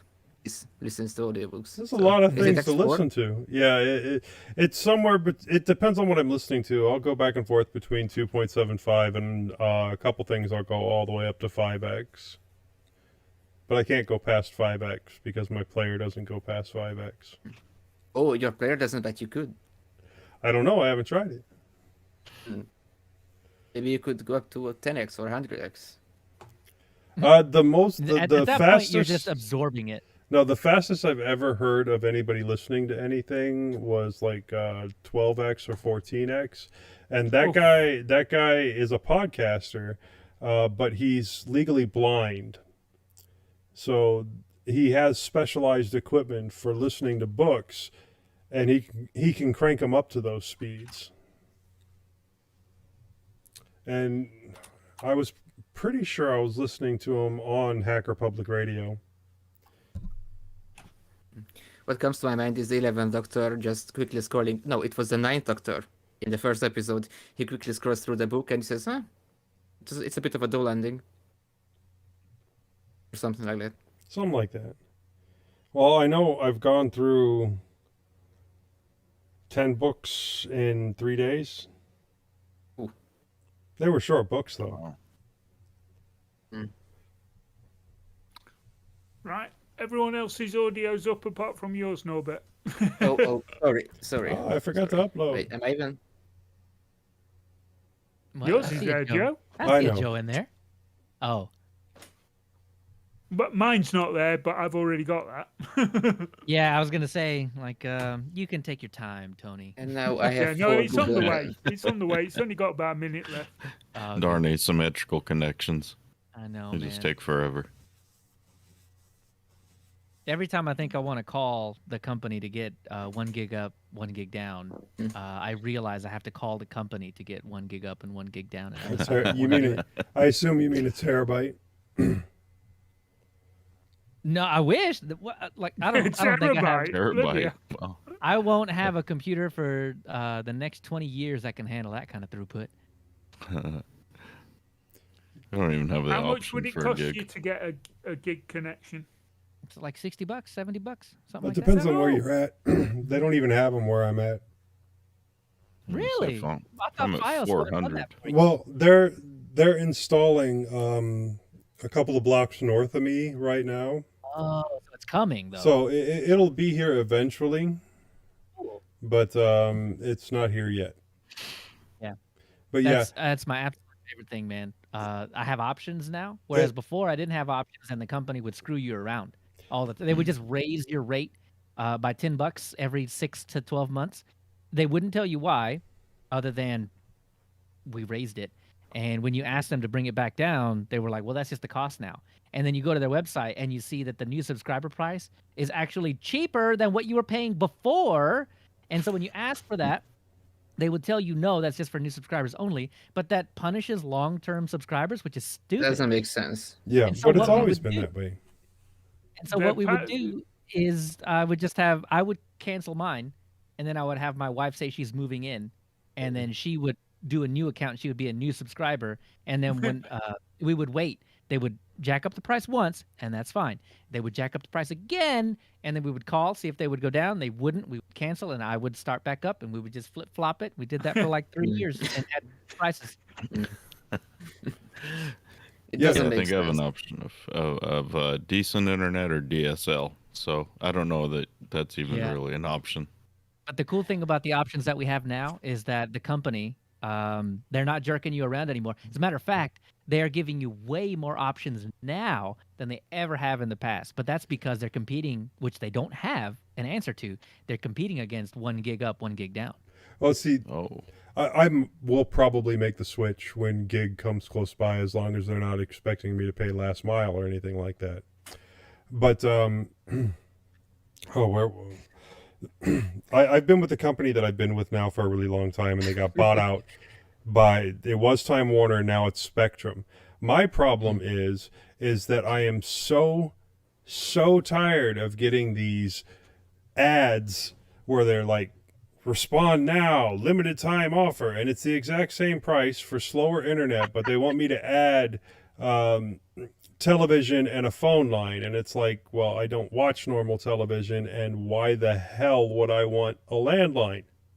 Like, dude, I'm running around with like 4 cell phones in my family. Why do I want another phone line? I do not. And why We do got Oh, rid of man. our landline. I As a pay fellow for slower Spectrum- internet?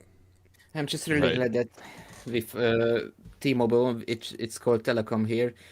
A couple of years ago, we actually got to get Telecom because before that, we had only one obscure internet provider here in our street. And it wasn't cheap, it wasn't good, but right now we have gigabit. So, and actually, I think, do I know it right that internet speed in the US is not great? Not all? compared to a lot of other countries. In rural areas, it is very hit or miss. It could be all the way down to dial-up is your only option, or you've got things like Starlink and WiMAX and a few other options, but Satellite. none of them are. Yeah. Londoner posted a link. It says Worldwide Broadband Speed League 2021, and there's a map in it, an interactive map. And I was, and at the same time, wasn't very surprised that within Europe, Hungary is actually one of the best in terms of broadband speed. And I think also internet speed. I'm not sure what the reason is, but I did know that Europe is overall better with internet speed than the US. I think Estonia is actually number 1 of all places. Wow. At least that's what I remember hearing. Jose posted this in the Telegram. He says some people use sharp corners, some people use rounded corners, and he proposes reverse rounded corners. And I told him you can get all of that with wobbly windows. All you got to do is Oh. jiggle it around real fast. Oh, you read it. I actually was playing around when I was Garuda was with an Existra, I installed Garuda, and I was playing around with dragging the window around and pressing print screen. Yep. That's what we used to do like 15 years ago when Compiz and Barrel and Emerald and all that stuff was out. Was and that about. was that in GNOME 2 by default or just Not Plasma? not by default. I don't think you had to add it, but But you could add it to GNOME. yeah, once you got that to that point, man, it was just it was crazy. There was Yeah, a when video you posted to said Reddit a couple of months ago about what. So it was basically a comparison between, I think, Windows Vista and Ubuntu back in the day, with a lot of like the Cube 3D workspace switcher and stuff added. I thought all that Yeah. stuff was fantastic, man. Yes, but and then we moved to material design and flat design, everything, which Well, is not Plasma, you bad. still can get some of those effects right out of the box in Plasma. Yeah, It's you also can actually. Yeah, the blur, the thing that you were saying, blur my desktop or blur my whatever it is. I mean, all that stuff is baked into Plasma. Yeah. That's You a can big also- reason for Plasma. There's another one called Blur Me, with which you can also blur the if a window has a transparent element, you can also blur it. But it was kind of buggy for me. When you resize Windows, it turns itself off and it turns itself on back again. So the only thing I want to be blurred is the background behind my background, not to be gray, Mhm. but have the background blurred. That's cool.